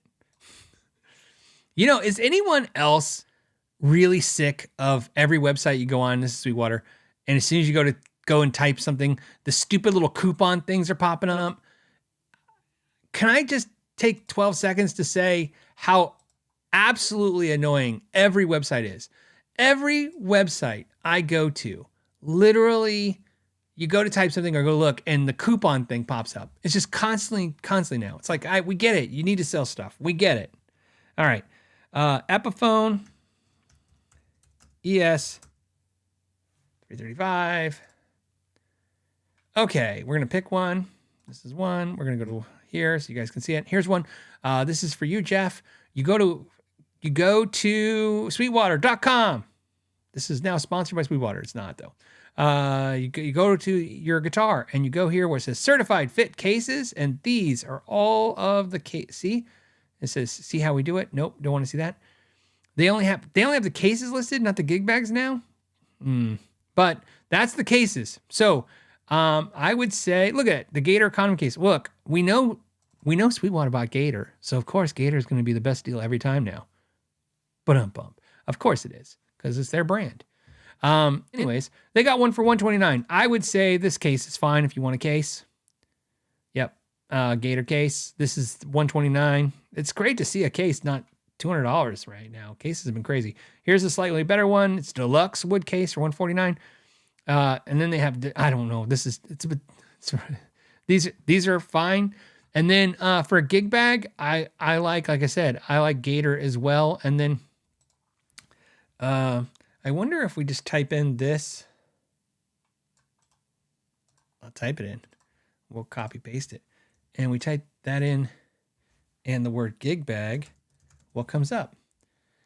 And yeah, there's a Gator Icon series. It's the same price. Gig bags are $130, $120. World Tour, no. Like I said, mono's 269. I would say, yeah. I mean, I'm not seeing anything exciting wise. Those would be my recommendations. But I would definitely check out the other thing is too is you can also call the Sweetwater guys and say, hey, even if you didn't buy the guitar there, say, hey, I have an ES235 Epiphone and I need a gig bag. What ones fit? And they'll give you a list. They'll tell you over the phone. So, so I would do that, Jeff. That's a good way to start and get a feel for it. But the certified fit thing, what's great is the reason I suggested is, like I said, I was at their facility and I documented that with video and I researched what they were doing. Those aren't cases that the guitar fits in. Those are cases that they are telling you that if you put the guitar in there, the guitar will be safe. Like they throw the guitar with the case, they smash the case. They do like, it's like they, they're mean to it. They call it bad names. But anyways, doesn't matter. It's a certified fit. It's a really cool thing. It's a cool service, man, that they do it. So it's a good way to do it if you want a case. And then gig bags, like I said, anything that's really thick and that's padded, it feels good. My problem is I need to do some gig bag research and talk about gig bags. Maybe do a video about cases and gig bags. Not cases, because I think that's covered by Sweetwater. Just go there. But maybe we'll do some gig bag videos. This is from Phil. It says, "Hi Phil, I just got a Sire H7 1 hour ago." Like he literally just got it. Like he got it. He got it. The show had started and he got this guitar. He says, "What's your feeling about this model?" I did the Sire guitars. The videos did great. I would be willing to do more of them if you guys are interested in them. The H7, and I'm pretty sure my video fixed the guitar. This is a perfect example. So this is the H7. If you look, when I did the video, one of my complaints was the neck is very narrow and the nut was very narrow. In the comment section, it was very heavy commented that the neck was super narrow. And they have since changed it. Now, maybe they just plan to change it. But yeah, the nut width is wider now than it was really narrow when I did it video. And then I've now since seen people say they got the guitar and they're like, mine's not as narrow as what you're saying. And I'm like, well, the one they sent me was narrow. So, and I know the owner of Sire Guitars and I know he watches the channel. He's really cool. He sends me, I think I've told you guys this before, super, super kind guy. He sends me, there's a Korean holiday. It's like Thanksgiving, but for your friends. And he sends me a gift every year on the Korean Friend Day. So he sends that. Super cool. So I know, and he's a fan of the channel and the podcast. That's how come they send the guitars. They're like, hey, I like what he's like, I watch your show. I like it. It's like June Parker, the owner of Cortex. Same thing. I got an email one day and he's like, I watched the podcast. I love it. And they just like, this is really nice. Like I said, it's nice when you get reactions like that. So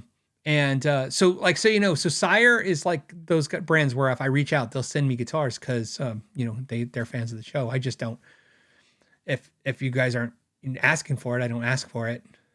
So, I'm just letting you know. So we can probably maybe do an update on that. Aussie English says, "Hey Phil, you'd be proud of me." All right, let's see. He says he undouched himself.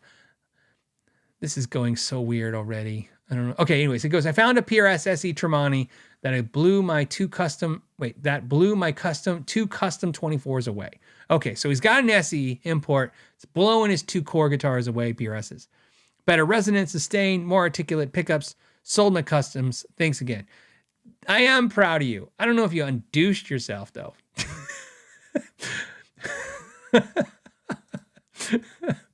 But I am proud of you because, like I've said this before, it's hard to go back down the ladder. It's hard. It's like it's the one thing. If I could give one piece of experience, like one thing I've done personally, and go, man, don't be cautious. Is go up the ladder of expensive guitars, because what happens to me, what happened to me, and what happens to a lot of people I know that does it is, at some point you go one or two past where you were the most happy, and then you're like, well, I was happy then, I should have stopped. But now you have the more expensive model. But the problem is Now what do? Sell that at a loss and then buy the less expensive one again? It's tough, right? It's tough. For me, PRS is a good example. I'm fine with S2. Everything S2 is fine with me. I don't ever play a core unless it's a feature set in the core that S2 doesn't offer. I've never played a core, just me personally, I've never played a core and thought, man, I'm so glad I don't play my S2 anymore. Every time I play in my S2 PRSs and those style ones, I'm like, it's fine. It's good. So I find that happens a lot. Unfreaking Blue says Gear Math. It is Gear Math. That was the episode where we talked about that. Was the Gear Math was if you like it, then more expensive thing will be better. I have Gear Math with Friedman. The Friedman thing was I've said this before. I bought a Runt, and because it was the first affordable Friedman. I bought one and I did a video on it, and I was like, this is great, but I didn't love the clean. But I love the amp. I just didn't love the clean. Okay, and then I thought, oh, well, this is good, but I get the Pink Taco because that's hand wired. So I got that. And I thought the gain on that was better than the Runt. I was like, yeah, I absolutely love it. And I go, but there's no clean channel. And this guy who's on YouTube, earlier I called eBay YouTube. Now I'm calling YouTube eBay. Weird. Anyways, this guy was on YouTube. He's not a famous YouTuber, so there's no way to name him, but he's a jerk. He did a video and he's like, it cleans up great. It does not clean up great. Okay. I don't know what he did in that video, but it does not work. And they know it too. That's why they made switches now for it. Anyway, so the Pink Taco was great, but it didn't have a clean channel and you can't clean up very much. So I got a Dirty Shirley Mini, and the Dirty Shirley Mini, it didn't have the high gain, but I preferred the gain on that and it cleaned up. And I thought, oh, this is good. But then I got the JJ Jr. and the JJ Jr., so the Jerry Cantrell is just the Runt. It's exactly the Runt, same clean channel as Runt, but it's got more gain. And I go, a little nicer gain. Maybe I'll deal with the clean channel. But then Gear Math kicked in and I thought, oh man, but if I get a Small Box 50, that's got 2 channels and that's got a better clean channel and I get the Small Box 50. And honest to God, I can tell you that I really think, the Dirty Shirley is too different. So that's a different animal. But with the Small Box 50, if I would pick now, if I walked in a store today and I never played the Small Box 50 or the JJ Jr., and I walked to the store and I plugged into both, and I looked at price tags of almost $3,000 for one and $1,400 for the other one, I would definitely buy the JJ Jr. and be happy and never look back again. And yeah. So Brooklyn Sound Garage says, Pink Taco. Yeah, I don't name this stuff, man. It's dumb. It's the dumbest name. They're all dumb names. I don't know why he names this stuff. That's the worst name. And I always say this, it's not because it's offensive. I mean, it might be. That's not why I think it's a dumb name. I think it's dumb name the way, like, it's 12-year-old humor to me. So it's like, it's supposed to be edgy, and instead it just comes off like what a nerd would think is edgy. I really don't like the name. So they changed the name to PT, and because Sweetwater wouldn't carry it when it was called the Pink Taco, and then when the Sir came out with the Pete Thorn, they changed the name back to Pink Taco because then the PT, whatever the Pete Thorns now was called the PT, and then for some reason, I know, I think Sweetwater didn't have a problem with the name being offensive now or whatever, so now they carry it. But yeah, the BE is called the Brown Eye. See, same thing. It's that's what I'm saying. It's 12-year-old humor. It's like, it's his thing. It's a Brown Eye, but now he calls it a BE a lot. I don't know. You know what? Great amp builder. Not the best naming person, I guess. Susan says stupid. It is stupid, Susan. Trust me. I know. Look, I know it's, but I filter it correctly. I like I said, sometimes I got to think like, cause I remember I have a young lady who's my daughter, and I think like, I wouldn't say that in front of her. That's just bad. I know what bad is, but then I also know what stupid is. This is not only probably bad, it's just stupid. It's a stupid thing. I don't know. Yeah. I don't know. And now the 12-year-old humor is going to come out of the comment section. I'd really hope you guys keep it to a minimum. Keep in mind, not everybody here thinks it's all funny. So I'm not trying to tell you guys what to do. I'm just saying it's nice when we take the high road sometimes too, right?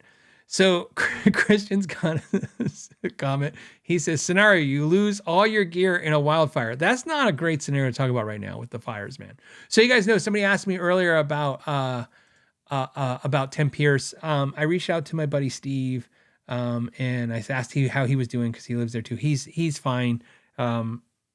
And that's as much as I want to say. He's fine. As far as he knows, Tim's area is fine. So he's fine too. I saw Dobie Das today. He said that basically there's fire all around him, and he's going on the road. He's on the road. So as far as I know, he left today, or he's leaving today. He's going on the road. My heart goes out. I don't even know how to comprehend this stuff. I don't even know how to comprehend it, and I don't know what to say or do about it. And so I'm just trying to do a show where we can all talk about guitar and stuff, because I just don't know how to process all this stuff right now. I feel like it's like every time we turn around, there's some other horrible tragedy, and I feel for these people. So, but anyway, so we'll just say I lose all my gear. Sure. We'll just say we lose all my gear, and I only have $3,000 to build it all back.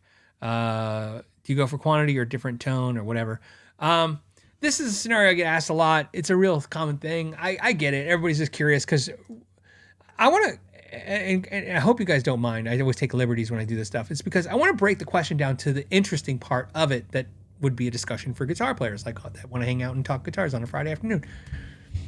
It's really like you have so much cool stuff. This is how I really take this. When you're asking me, it's not like I'm asking like some random person you don't know what to have. You guys see, there's a lot of crap here. There's a lot of crap. I have all the stuff. I have all the things. Like I've curated a really nice music store in my home, essentially, right? Nice collection of amps and guitars. And if it was all gone and had to start over again, and only had a limit of what I could get, what specifically would I get specifically? And with $3,000, first of all, just like I did the first time, everything would be used because I'm going to save money that way. And I would stick to the core, what I need. And for me, what I would absolutely need is I would either get absolutely either a Princeton, again, budget restraints totally. So if I could get a Princeton for $1,000 or less, $1,000, Princeton, either a 65 or 68 reissue, can't get the high hand wired 64 that I have, but either one, fine. Preferably the 68, but either one, fine. $1,000, I'd do that. Or if I thought I could get the Steve Morris Ingle head and a cabinet, which it's just not likely, even used. If you can find one used, you wouldn't. But if you did, it'd be $1,200 or $1,000, and then a cabinet, it'd be $1,500. It's half your budget. So I'd go with like the Princeton, something like that. Just something I really enjoy as an amp, and I would get. So I'm just giving you. This is why it has important. So at $1,000, I get the Princeton. I would buy a pedal, just one distortion pedal, just something that gives me the higher gains or mid gains I need. That I couldn't tell you what it is. I would go to stores and plug in and I would just find what I like. So let's call that $200. And that's really, really up, cause it'd probably be $100. So pedal and amp, I get a 2 notes Captor X, something that attenuates and sends signal into my computer. Absolutely, it would be mandatory for me. So I'd get that. I would be sad that my aux is gone because I love my aux, but I could get the 2 notes known for a few $100. So you figure, I think I could do that for $1,500. And that's kind of really being aggressive, but I think I could work it. So $1,500. If I did that, I'd have $1,500 left over for guitar. I'd love to get my PM Delos, but I probably can't find it. And I'm not interested in a regular Delos. I'm only interested in my wired up. So I would just recreate the Delos in a Fender Strat. So I'd get a Fender Strat USA. You saw I was at Guitar Center. I did the trade. You can find them for $1,000 all day long. $1,000. I would, assuming I still have winding equipment, I'd wind up 2 pickups and put them in there, or I would buy 2 pickups and, and basically do that. Anyways, I would, that's the rig. That's what I would need. Because remember, my brain is like, I still gotta, film content and stuff. And the thing that sucks for me that you guys don't get to see is I have so much money in the recording aspect of making content that if all my gear was gone tomorrow, that's the real problem I'd have. I can't make content anymore. So I need something that gets that going again.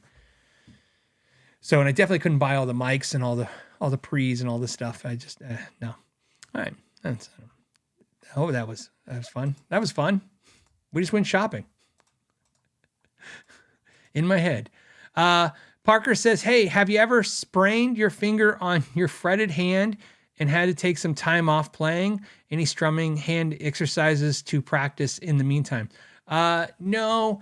The only things I've ever done to my hands that prevent me from playing is when I was 20, because I'm an idiot, I went on a jet ski. Every horrible story starts that way, right? Like it should be like every jet ski story should be like, and then we had a fun, but instead it's always like, and then we ran out of gas, or then we wrecked, or then so-and-so got drunk, and then this happened.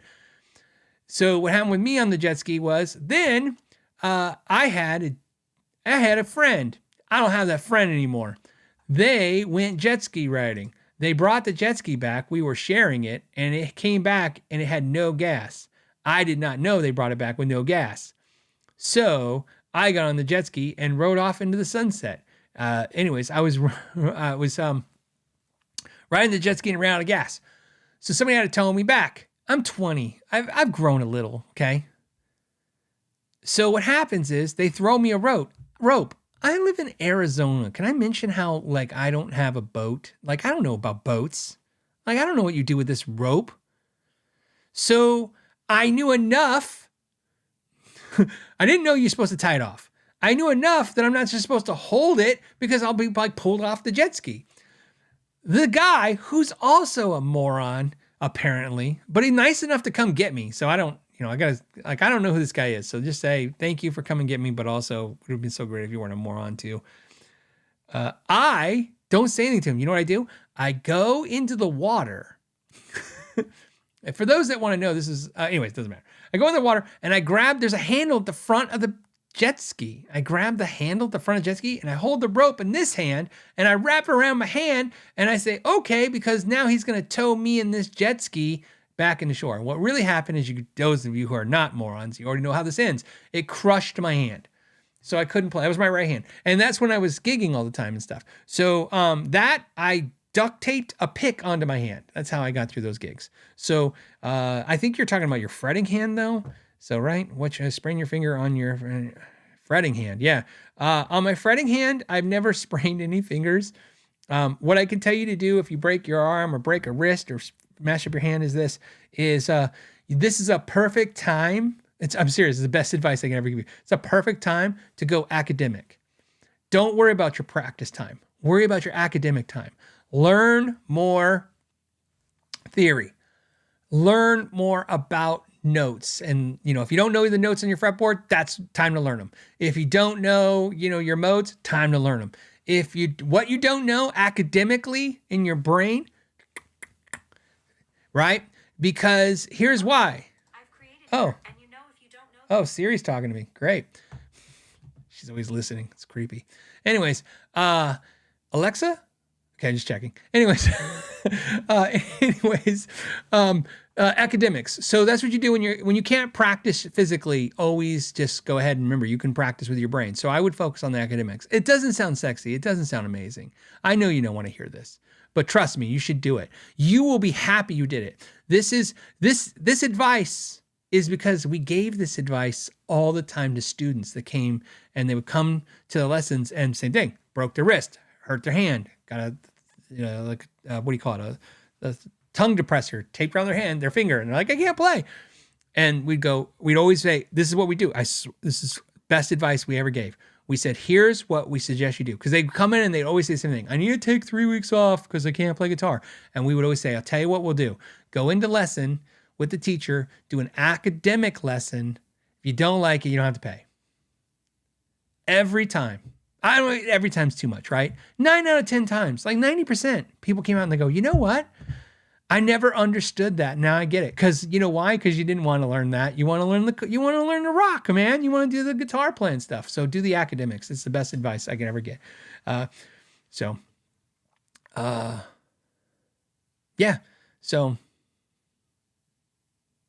don't know. I'm looking at you guys, what you're saying.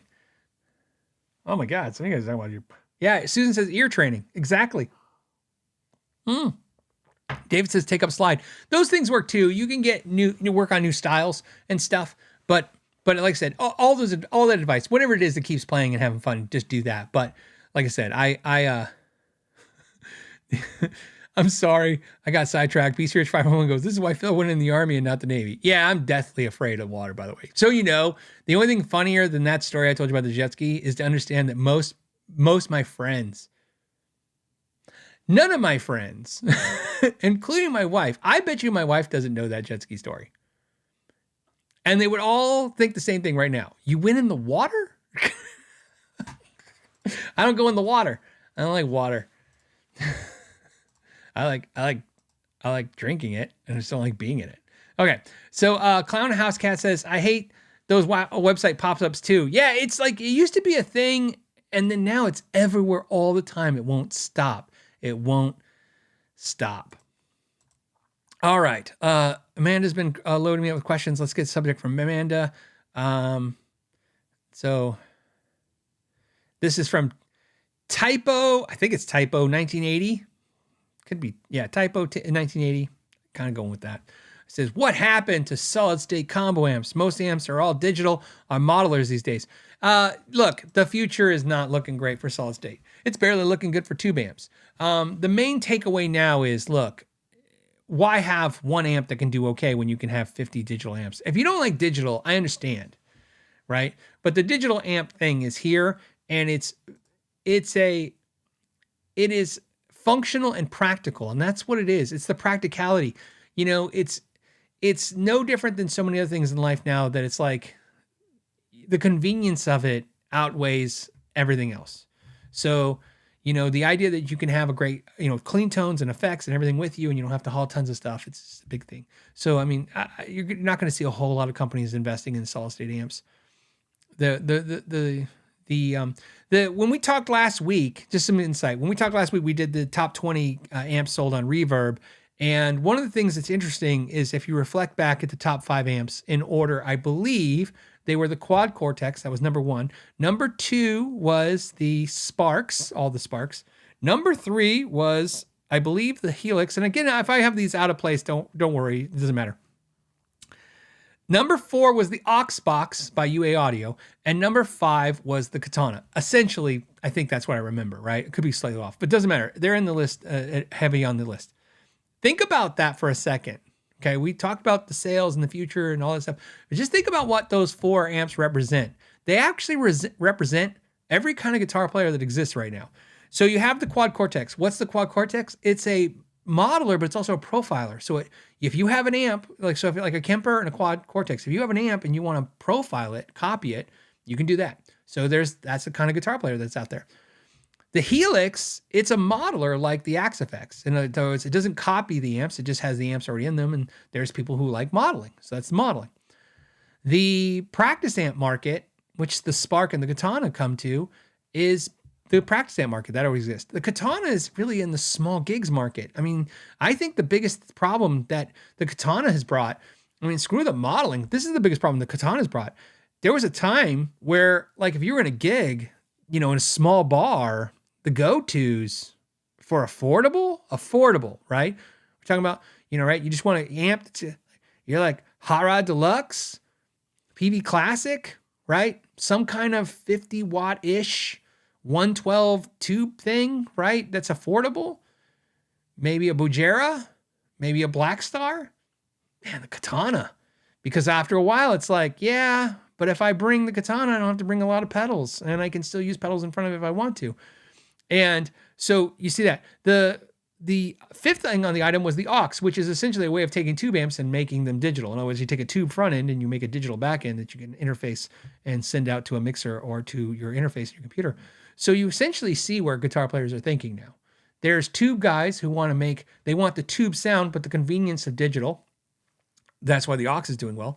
You have the tube connoisseurs, but realize the function of digital, so they go with the profiling stuff, so they can take copies of their exact amps. In other words, like clone your own amp. And then you have the modeling guys who just want to, again, they just want good sounds and they just want to dial them up. And then you have the practice guys, and then of course the affordable, take it to small gig guys. That's where everything is going. I mean, if that doesn't illustrate what that is, I don't know what does. That is a perfect example. And there's really not a whole lot of room. If you're those 5 products, the irony that they were the number 5, the top products really do kind of encapsulate what I would consider the 5 amp buyers right now, for the most part. That's for the most part. Let's see. We're almost going to button up 2 more questions. Then we'll end the show and have a great weekend. Do some crazy stuff.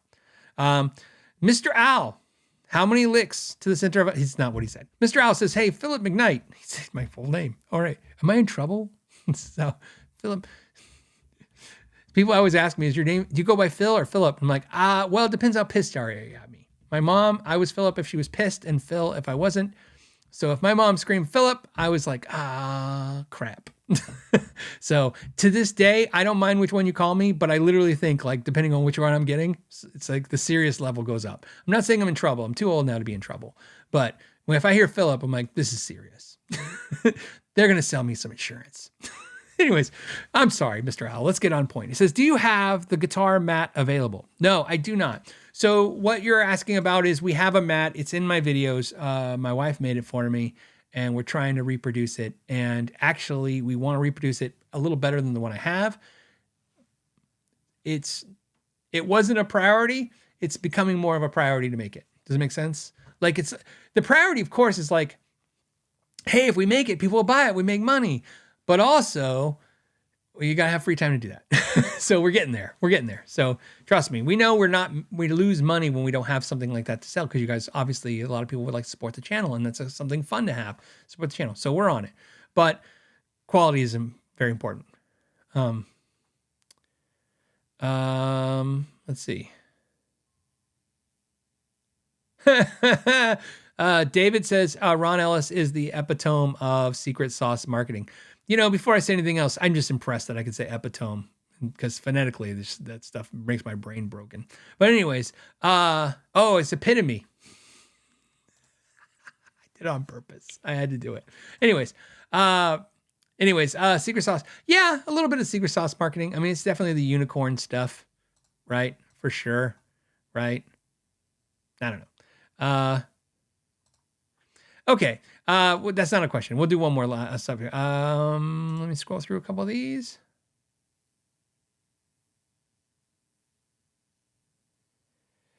Sean Brooks' question says, Phil, Gibson's most prized years are the mid to late 50s, while Fender's most prized years seem to be the mid 60s.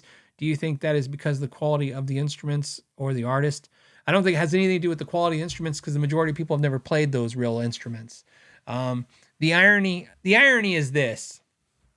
The irony of this is a great note, great question, Sean, great subject, because it's the actually funniest thing. Okay. The majority of guitar players have never played the most iconic things. When you list off a Dumble, a Marshall Plexi, just a 100-watt Plexi, what an iconic amp. Most of you have never played one. Ever. Not a real one. And not intimately, not, you know, and when I say played one, I mean played one period, but then some of you only experience with it was for a few minutes.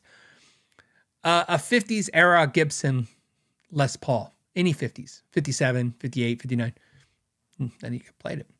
And again, if you have, like I have played a few, it's in brief interactions, it's limited. It's not like, not very, in depth. Same with 60s era Strats, right? And then plus on top of that, if you do get your hands on one and do play one, most of them there wasn't probably the best one to play anyways. There are so many things that this industry, we covet insanely, and yet we've never tried the original. So how do we know it's good? Well, we know they're good. We know a Plexi's great. We know.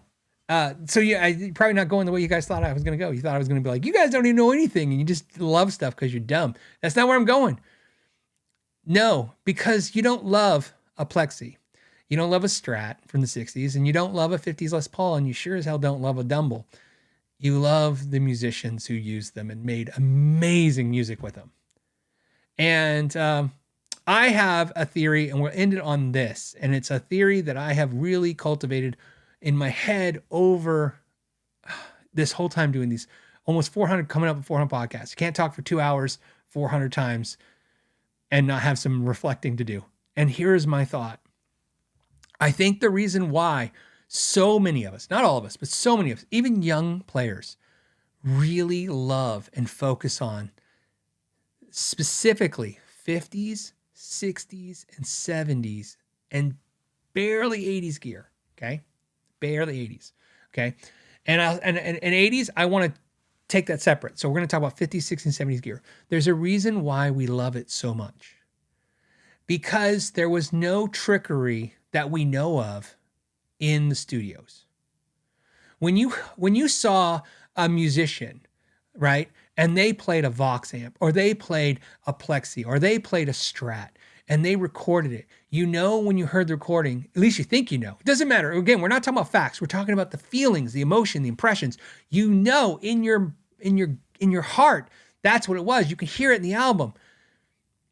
Think about this. Once multi-track recording became a thing, once digital became a thing, once they could manipulate to where now, I mean, think about this. You talk to, like, if you've had the luxury like me to interview guitar players from the 90s era guitar players, they can't even tell you half the time what they recorded with, because there was like, oh, we did 18 tracks. We did 2 Mesas, 4 Fenders, 8 Marshalls, 6 these, a high watt. We did, right? We did a lot, right? And then what of that blend got to our ears?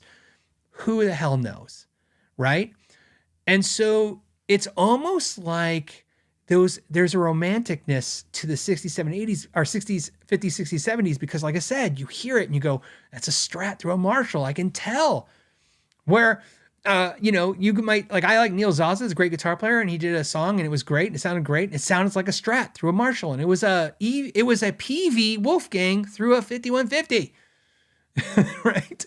Like, but he just rolled out the volume and cleaned up the amp and made it sound like a Strat going through a Plexi, made it sound like a Strat through a Plexi. So my point is, you romanticize that. The 80s, the trickery started for sure. And don't get me wrong, there was all kinds of studio tricks throughout the years, but we're just talking about the fact that it just, once tracks weren't a commodity, because keep in mind, look at all the great bands that really 4 tracks, 8 tracks, that's all they got, right? 16 track reel to reel, right? That's all they got.